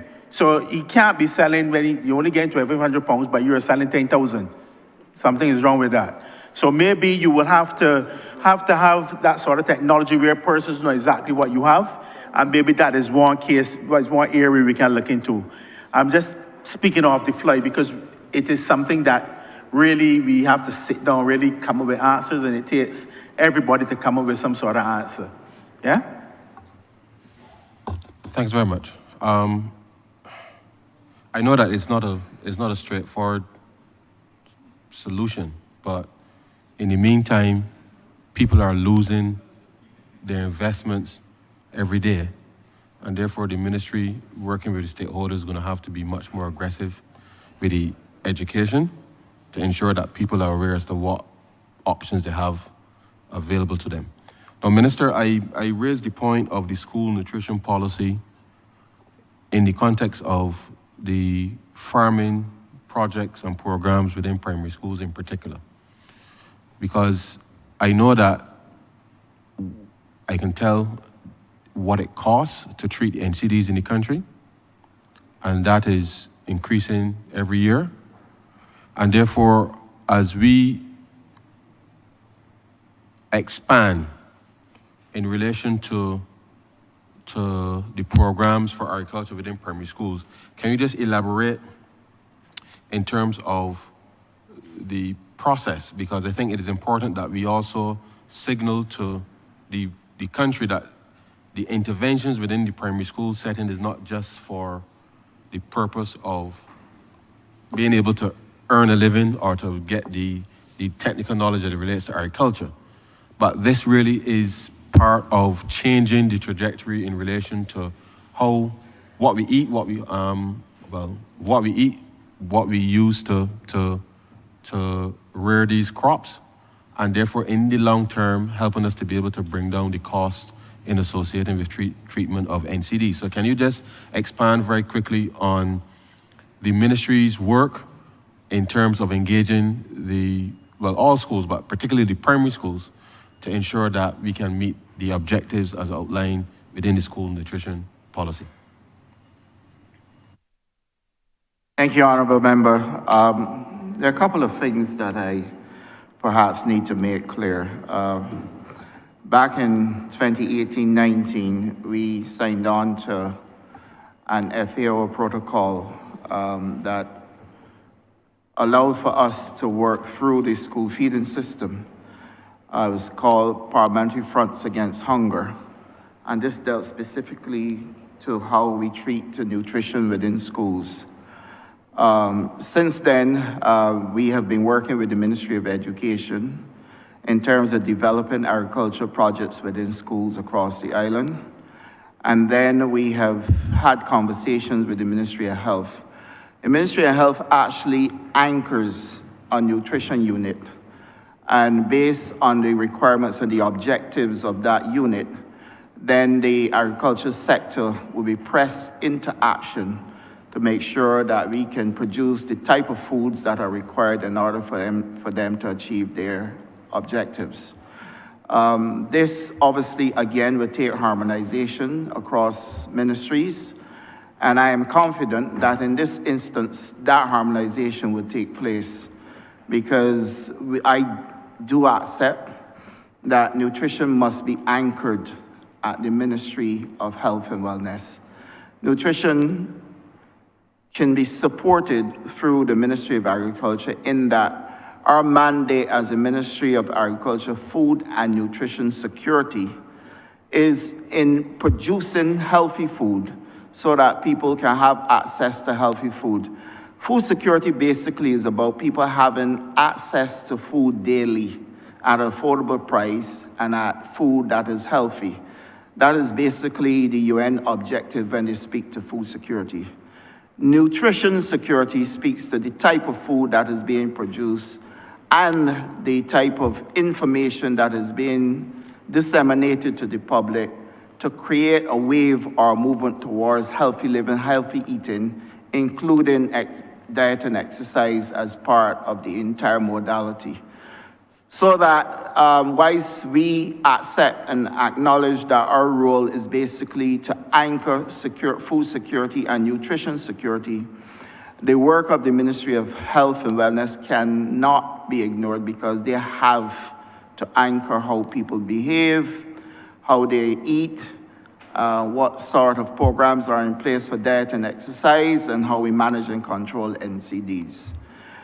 I agree that we have to start this within the primary schools and also within secondary schools, and that's the reason why the program that we are rolling out right now with the greenhouses that we have to put in place, or the greenhouses that we need to set up. The project does include schools as well, and perhaps Mr. Ennis from the BADMC can speak to this. And what we are prepared to commit to is that we make healthy, affordable food available to the people of Barbados, and that in this commitment that we are going to roll out a program with the schools to make sure that children are involved, first of all, to have an experience in agriculture using technology, and then to have a clear understanding as to why healthy eating and healthy food has to be produced in Barbados. So, Mr. Ennis, you may want to speak to the greenhouse project that we are doing. We already have the greenhouses in possession. It's just for us to set them up. And now will be a good time to tell Barbadians how we are going to set up that project and how the schools will be involved. Yes, thank you, Minister. So the proposed approach, there are 50 of those greenhouses, 25 were donated, 25 purchased. We are looking to have them spread across the country, really. Primary schools, secondary schools, including the BCC and then SJPI have also been engaged. I think we've also spoken to the BWU as their training college. So there are plans to engage across the tertiary and primary and secondary entities, and looking to actually have them set up on site for use in both training and also production of leafy greens and a number of other crops that are being proposed under cover. Thank you. Thank you very much. Minister, I hope that those greenhouses will come with a level of security that should the students be able to produce. I'm being very serious. That once they produce, that they can actually have those produce harvested, because this is important for us to be able to signal to the country and to those very young people why it is important to engage in the process. Because engaging in the process and seeing it through to conclusion will be the most genuine intervention that we can make as it relates to agriculture in this country, if we want to show how serious it is for us as a country to have this matter addressed. Because the amount of stealing that's out there, I fear that we may very well be turning people away inadvertently if we don't upfront make the necessary provisions to at least be able to mitigate against the risk. Finally, Minister, I know you've been here for 2 days, and your officers, and I'm standing between you and your further deliberations. But I it would be remiss of me if I didn't. I didn't know that I heard some of it yesterday, but I think it's important as we reaffirm our lead within the CARICOM space as the country responsible for leading the implementation of the single market and the single economy. And the Ministry of Agriculture between Guyana and Suriname, but particularly Guyana for sure, we have been working to put in place the necessary mechanisms for the trading agreements, on the agriculture side, but also the technical requirements from a customs perspective, given that we have signaled that we want to have the food terminal set up in Barbados as part of achieving the objective of reducing our food import bill by 25% by 2025. Now, it is March 2024, and I know you may have touched on this already, but I feel it's important that the questions that I asked you about the production at the primary level, and I'm talking about the schools now, and how we engage young people as part of the process, is going to be important for us to be able to measure that the produce that they are able to deliver, Minister, is part and parcel of how they, as children in Barbados, can help achieve that objective. So I just want you to just reinforce the point that whilst we've been talking at the macro level in relation to this reduction, I want you to just remind Barbadians that they too are part of the process in relation to us being able to achieve that, and that the ministry, and explain how the ministry will be able to monitor to help us be able to achieve those objectives. Thank you, Honourable Member. First of all, I wish to thank you for underscoring the importance of making sure that when we set up the greenhouses at the schools, that there's an element of security. And that helps me to remind you that there's a cost to security, and therefore I'll be calling upon you to make sure we can invest in the level of security that is required to make sure that we can protect those systems when they're installed at the schools. No problem, sir. But in all seriousness, we have, as Barbadians, to recognize that we all have a role to play in all of this. And truthfully, the schools really should be isolated for anybody wanting to go there and thief crops. That's my honest opinion. Judge me however you may feel, but I think that going to schools to steal crops is really truly a place that Barbadians should never find themselves. And that is my personal opinion, one that I will not divert from, and neither would I apologize for it. Equally, I mean, between school and church, we were taught not to steal. So that if somebody can go in on the school premises and steal crops, I think fundamentally something is wrong with that person.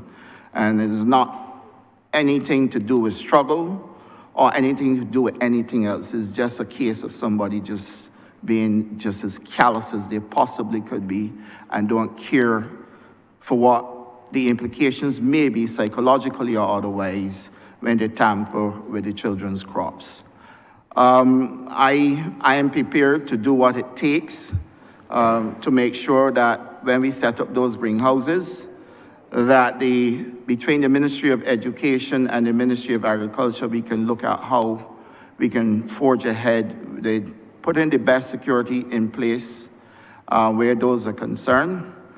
And I want to give you the calm assurance that yes, we are definitely going to be working through the schools to make sure that children understand the importance of food and nutrition security.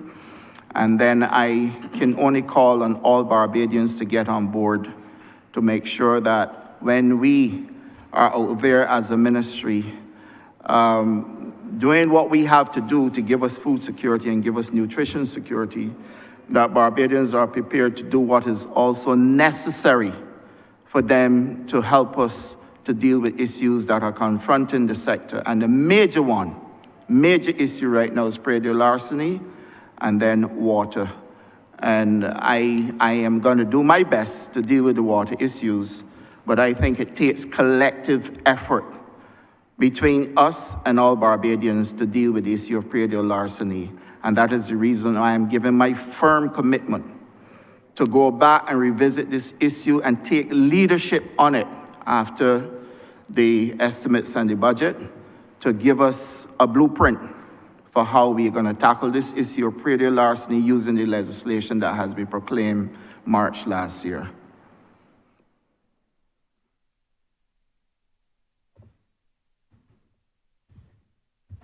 Thank you very much, Chair and Minister. Thank you very much. Thank you. Now, I will just allow the two members who have indicated they wish to speak, but let me also add, this is no time for a long run-up. You come to the wicket, deliver the ball, and let's go. Honourable Member for St. James North. Thank you, Honourable Chairman. No long run-up, just to give encouragement to this ministry for the work they're doing as they seek to increase our food security. I hope that they continue in their thrust to have people with disabilities involved in agriculture, an initiative that has been started 2 years ago. I fully support whatever this ministry does to try to stamp out predial larceny, and to say effectively, I have no empathy for those who suffer reprisals as they commit the predial larceny, and that is the truth. My two questions, Mr. Chairman, relate to access to land in the feed program or land for the landless program for my constituents. I know Minister and his team spoke earlier today on layers and the pine, but still there are a few constituents of mine who are having difficulty accessing any land, and I would like clearly spelled out for their sake and for others, I'm sure, how you go about, how can they go about accessing this land? What is the capacity? Are we overburdened right now in terms of the access to the land? I know we heard earlier today about number of acres at Pine and Bath and other parts of Barbados, but how actually do people go about acquiring this land and not being kept on a waiting list for an undue length of time? And my second question, sir, relates to what is the ministry doing to try and change the mindset of Barbadians, the mental wherewithal now that we need to eat more local food rather than all the imported food, to cut down, not only, to increase our better nutritional and health, but also to cut down on the humongous foreign exchange that we spend on an annual basis on imported food. Thank you, Mr. Chair. Very good, Honourable Member. Proceed. Chair, thank you. Honourable Member, I would quickly ask the CEO of BADMC or Dr. Andrele, who we haven't heard for the whole day, to speak to how people can get access to land. But this is a very simple exercise through the BADMC. Yes, thank you, Minister. I will just, in terms of the process, it is literally just an application through our website. The challenge in terms of allocation, however, it is more a case of greater demand than there is supply.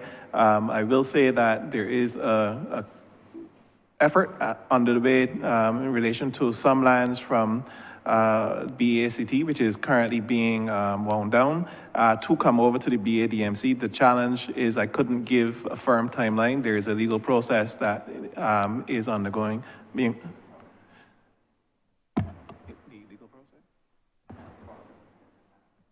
Right, so in terms of the actual process for getting land, there is a training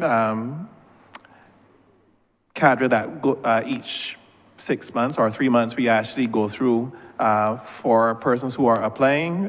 Once they have submitted that application, they would be put into the next training cadre, and we would proceed with that training whilst we're working through the legal process to access the additional lands.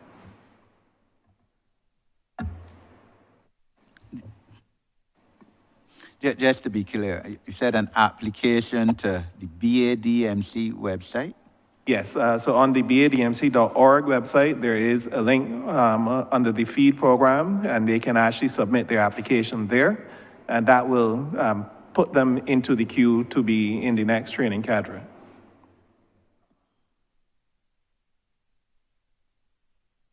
And how is the capacity now in terms of the land? Do we need more land, or do we have sufficient land available for the demand? Well, the current districts that we have, there is a rotation. Persons are, unfortunately, some persons are coming off, but others are being placed who would have been in the queue waiting. New persons coming in, as I said, we are working to get access to some additional plantations that would have been formerly under sugar. So we are hoping that that process will come to an end relatively soon. But again, I don't have the specifics as to when that will be announced, but once we do have that completed, we would be working to place persons as quickly as we could.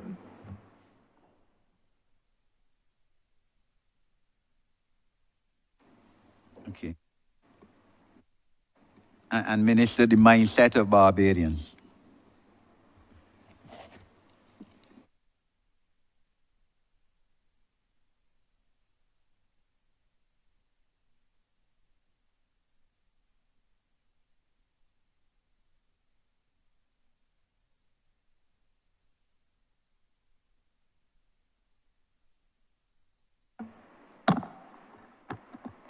I think I'll just answer that other one because very quickly, I must admit that we've been tackling the issue of public education in a sporadic way. I don't think that we were as systematic as we should have been as a ministry in reaching out to the public to encourage them as much as we could to get involved in agriculture, to grow what they eat and to eat what they grow. There used to be a program though that was at the ministry that even predated my assignment there. But what I can tell you is that it is recognized and we have budgeted for, it's like an education campaign with the help of a professional, and we're hoping that through that rollout in the coming financial year, that we would be more effectively and more systematically get across the word to Barbadians.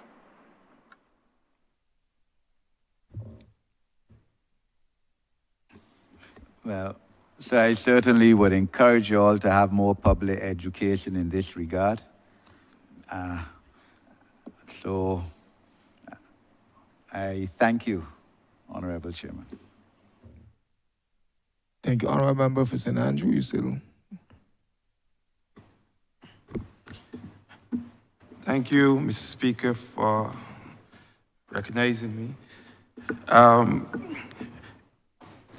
My first question has to do with land.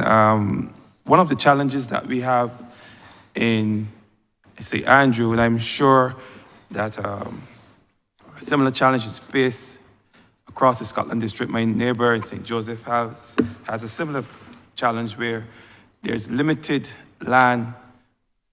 There's a lot of land for agriculture, but there's limited land for housing. And we have been losing a number of our residents as a direct result of the inability of persons to find land on which to build. The fact that the constituency of St. Andrew consists of 5 parishes is a good indication of the low numbers in terms of the population in St. Andrew itself. Now, there's a phenomenon in St. Andrew where a lot of the best land, the flatlands, are taken up in agriculture. And of course, I understand the importance of this. At the same time, for modern agricultural sector, I think one of the things that one could expect is that you would be able to get a greater yield from less space or less land.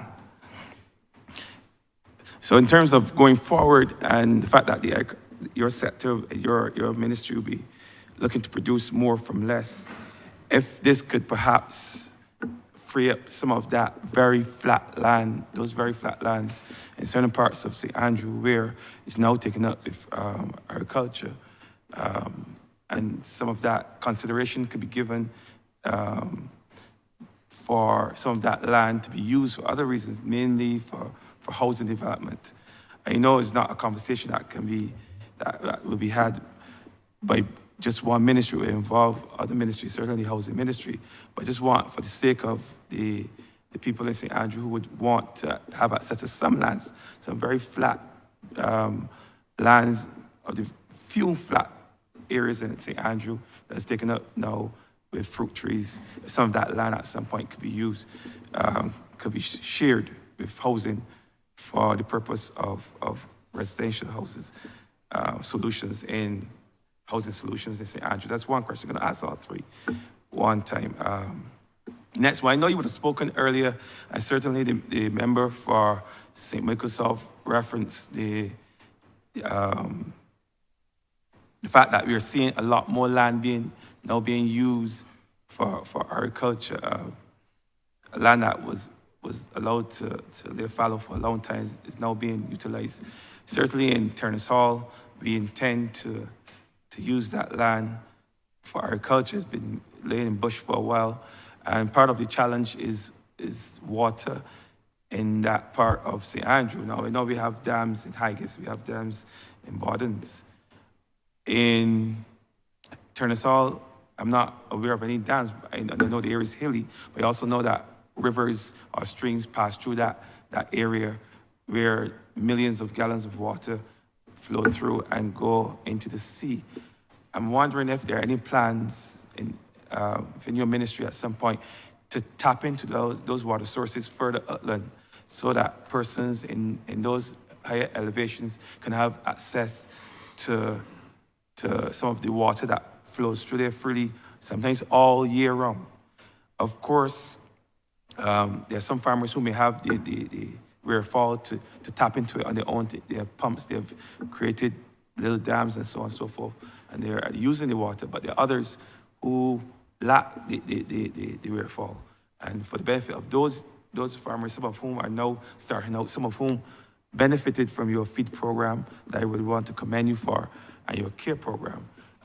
If there's anything certainly in these estimates going forward to help facilitate those farmers in those higher elevations. And the last question, your care program, especially and your feed program, I don't know how many iterations of this program that you've had over the years, but it's been around for at least a few years now. So I'm wondering if there's any plans to assess the program with the view of enhancing it. I know there's some persons who would have started out, but they still encounter some challenges along the way in terms of producing and marketing their produce. If you're looking at this program with the view of at some point further enhancing that program to capture those persons who, even with the assistance and the support that they get from you right now, still struggle to produce. So those are my 3 questions in a nutshell. Thank you. Thank you, Honourable Member. Let me start where you ended off. The feed program allows for the BADMC to work with farmers producing and to help take off some 40% of what they're producing. And if that system is working, then farmers should not have a real challenge being able to get rid of some of their produce. Then we have several vendors right across the island that take produce from farmers. And I would urge the BADMC to get in contact with those who are having a challenge so that we can work with them and, if necessary, put together a marketing program on their behalf. As we move forward, we are moving the BADMC to what is really supposed to be Barbados Agriculture Development and Marketing Cooperation. And for us to do that, it's going to take some financing. We have to actually relook the entire BADMC structure to do what we call deconstruct and reconstruct.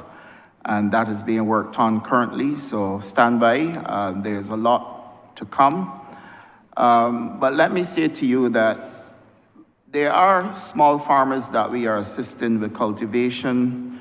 We give them drip irrigation. We give them water connections. We cultivate the land for them. But you will find then that those farmers also still, after you've given them the planting material, and I've had instances of this, I don't really want to be misunderstood, but I think if this entire project is going to work, farmers need to recognize their role and responsibility as well. It is not a free-for-all exercise. So that when you reach the stage where people are now asking you to come and do the harvesting, you know that there's a huge misunderstanding of what the concept really is supposed to be. And that is where I'm urging the BADMC to drill down into what is happening and to make sure that there is clear communication between them and the farmers where this project is concerned.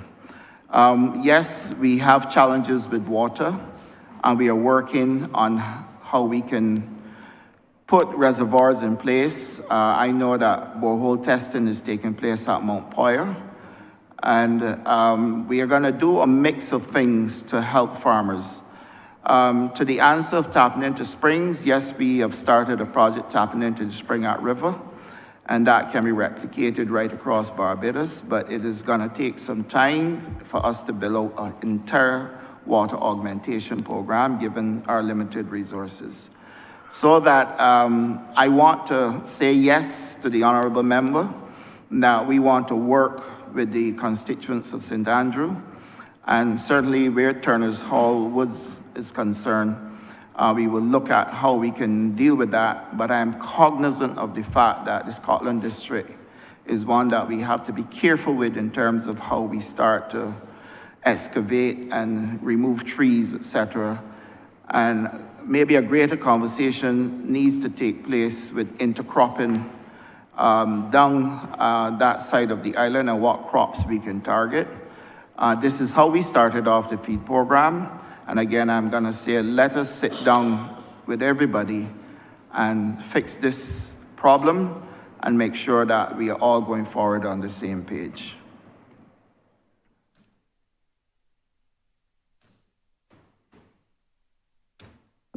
And as it relates to the use of the land and sparing a bit of land in the flatter areas, I think what comes to mind is that area just around the soil, actually, the area just around the soil, that some of that land could perhaps be used for housing solutions, and some of those trees could be grown more in the hilly areas. But also, and growing of trees in the hilly areas will also help stabilize some of the hills up there.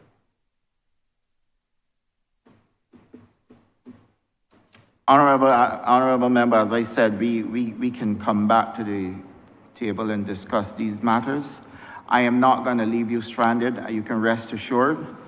There is an orchard project that we have at Haggots currently, and that project is well on the way. So we have to have a conversation as to how we can set about using flat lands at Haggots compared to moving into higher lands. I've heard this at St. Andrew Speaks. It is something that we have to see how we can make it a reality by talking it through. So it is not just something that we can really move ahead on just because it is placed there. We have to get everybody to understand what is happening at Haggots. We've invested in a reservoir there, and we need now to get a full understanding between us and the constituents there so that we are all on the same page where that orchard is concerned. Thank you very much, Minister. I know that you would do what you can. Appreciate it. Continue the good work.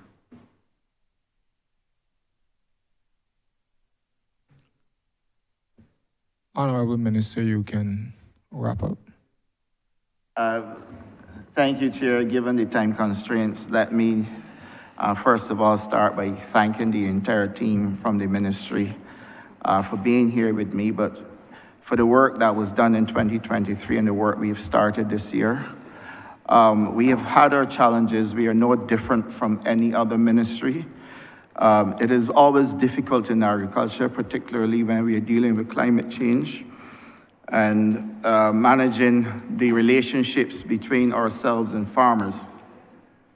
But in spite of all of that, let me say to Barbadians that agriculture is poised to do well.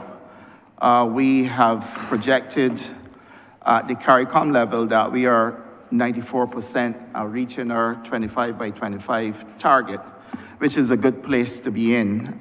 When I looked at the stats that came out of the last heads of government meeting, Barbados was in an extremely good place when compared to the other islands. But I want to say to you equally that Barbadians must understand that this takes effort on everybody's part. This is not a single ministry effort. This is a Barbadian effort that we are asking here for. Those who feel that they can make a living from stealing crops, I want them to re-examine their thinking, because we are open to dialogue. We're open to giving people an opportunity. Oftentimes people want a shortcut, they want the easy way out, and oftentimes a shortcut is not always the best route. For us, embracing the youth, making sure that we get a schools program on board is the next step for us. And I want to say to all Barbadians that we will achieve our food security objectives if everybody will play their part. We went through a COVID period in 2021 and 2022. We're after achieving growth in 2019 of 22%, and in 2020 of 11%. COVID unfeared us. We had a decline of 35% in 2021, and whilst we were trying to rebuild in 2022, we still had a 16% decline. We have now reached a 21% increase in yields in 2023, which speaks to how we are starting to rebound. And this also marks the fourth increase in crop production in Barbados since 2018. Barbados reached its peak in production in 2020, when we produced 30.3 million kilograms of production under the Ministry of Agriculture, the highest we have achieved since 2008 measuring period. And therefore, I want to say to Barbadians, we are in a good place. I want to also give Barbadians the assurance that with our legislative framework, using the opportunity to repeal the Three Houses Spring Act, which was well over 300 years old, to put a management system in place at Three Houses Spring to allow for equity, allowing those who live along the stream and those farmers who are there to have access to water, putting a management system in place with regulations that speaks to how we manage over there is something that was outstanding for over 300 years, Chair. And then when we look at our livestock sector, the sanitary and phytosanitary legislation that we are putting in place and the food safety legislation speaks volumes to where we are. You heard the officers speak today, and they confirm that this is a matter that has been outstanding for well over 15 years. It is now being anchored here at this ministry in the year 2024, and I think that speaks volumes for the work that is being done at the ministry and the work that the officers are joining me in doing so that we can achieve these objectives. As it relates to the Black Belly Sheep program, I give Barbadians the assurance that all is well. We are ramping up what we are doing at Greenland to make sure that we can get the genetics right and keep them there. And then as far as our tissue culture lab, I am absolutely confident that that project will start this year, either this month or early April, and therefore Barbadians can rest assured that if our timelines are met with the delivery of this project, then the ministry will see a revolution taking place in agriculture as it relates to tissue culture, clean planting materials for farmers, and an expansion and growth within the sector because of the work being done through that tissue culture lab. The food terminal of Barbados and Guyana, we have the investors on board. They are ready to start. They have resubmitted their new designs, and we are about to move on that food terminal. The prawns project has proven that it can work, and now we are asking Barbadians to come forward and participate. Barbados, for the first time in many years, produced rice in Barbados, and we are looking to expand that to 20 acres working with the Chinese, so that we can have a rice project in Barbados at Pine Basin. We have an accelerated growth plan that is going to take us to our 25 by 25 targets. And we have identified the crops that we want to use there. And again, the ministry is forging ahead with making sure that we can achieve this by setting up a crop production unit, which will help us achieve this target. We are looking at how we can export to the UK, and the tissue culture lab will help us to be able to create the type of planting material for sweet potato, looking at various varieties in order for us to be able to export to the UK, but equally inducing young people to get into agriculture by the setup of the Innovation Center, which allows young people, schools coming to the tissue culture facility to see how technology works, getting a real-time experience, looking at farm bots and the use of robotics. The pork industry will have support through the ministry with the reintroduction of the GILT program, which would allow us to expand the production of pork in Barbados and reduce imports. And if necessary, we will have to take the necessary policy measures to make sure that we use more locally grown pork whilst we reduce the importation of pork. We are working with the dairy farmers. We met with them yesterday, and we have given them the assurance that we will give some support to them, and we are looking at how we can support them in getting the live cows into Barbados so that they can improve milk production and work with the Pine Hill Dairy. And then across Barbados, we are looking at the setup of 4 hydroponic systems that will give us a chance to see one at Mount Pyre, one at Curtains, one at Lears, and possibly one in Christchurch, maybe Fairy Valley. Those will give us 20,000 square foot of space and 106,000 holes for planting. This, Chair, represents what you call growth, represents setting strategic targets, and represents what a ministry should be doing if they're serious about food security. And of course, we have many players in Barbados who are involved in aquaponics. That is going to be expanded through our CARE program, and our water augmentation program is well underway. And once we get the financing for this financial year, we will then work out the expansion, the water augmentation program. For the first time in Barbados, we are putting roads between farms. Mount Poya is benefiting as we speak, and we will continue this work to make sure that we have roads so that when it rains, farmers can still access their fields. Previously, they couldn't access the fields because they had to drive through dirt.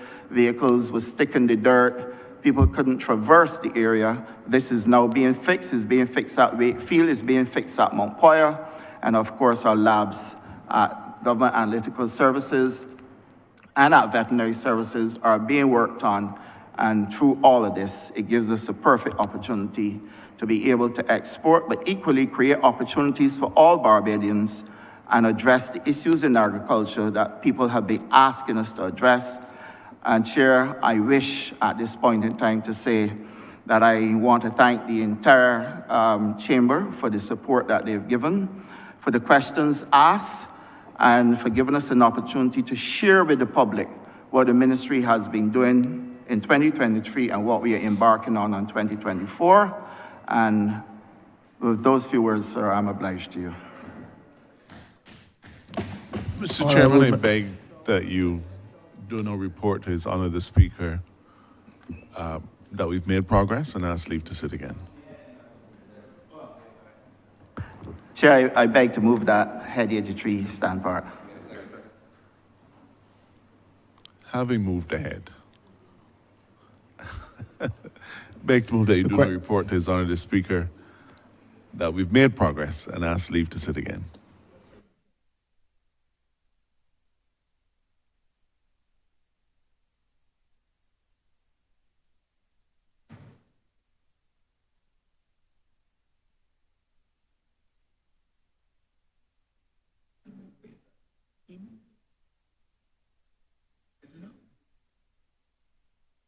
The question is that I do not report progress to His Honor the Speaker.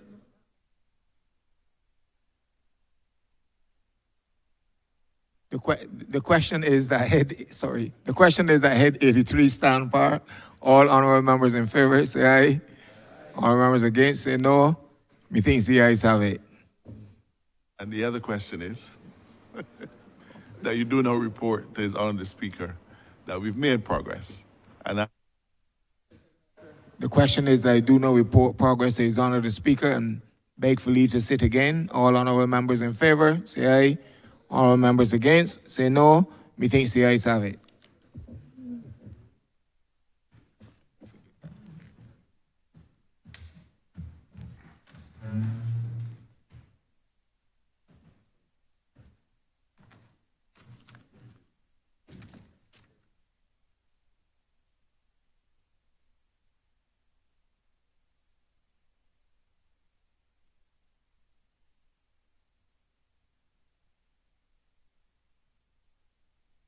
The chairman has reported progress and requests leave to sit again. Honourable Member for St. Joseph. Mr. Speaker, I beg to move that we do now suspend this sitting until Friday the 9th at 9. The question is that this honourable chairman be suspended until Friday the 9th day of March, 2024 at 9 a.m. All those honourable members in favour, please say aye. Those against, 9 a.m. The 8th of March. I won't be here, so you would have come Saturday. Friday the 8th of March at 9 a.m. All the members in favor, please say aye. Those against, please say no. Meeting the ayes have it. This honourable chamber stands suspended until Friday the 8th day of March at 9 a.m. in the forenoon.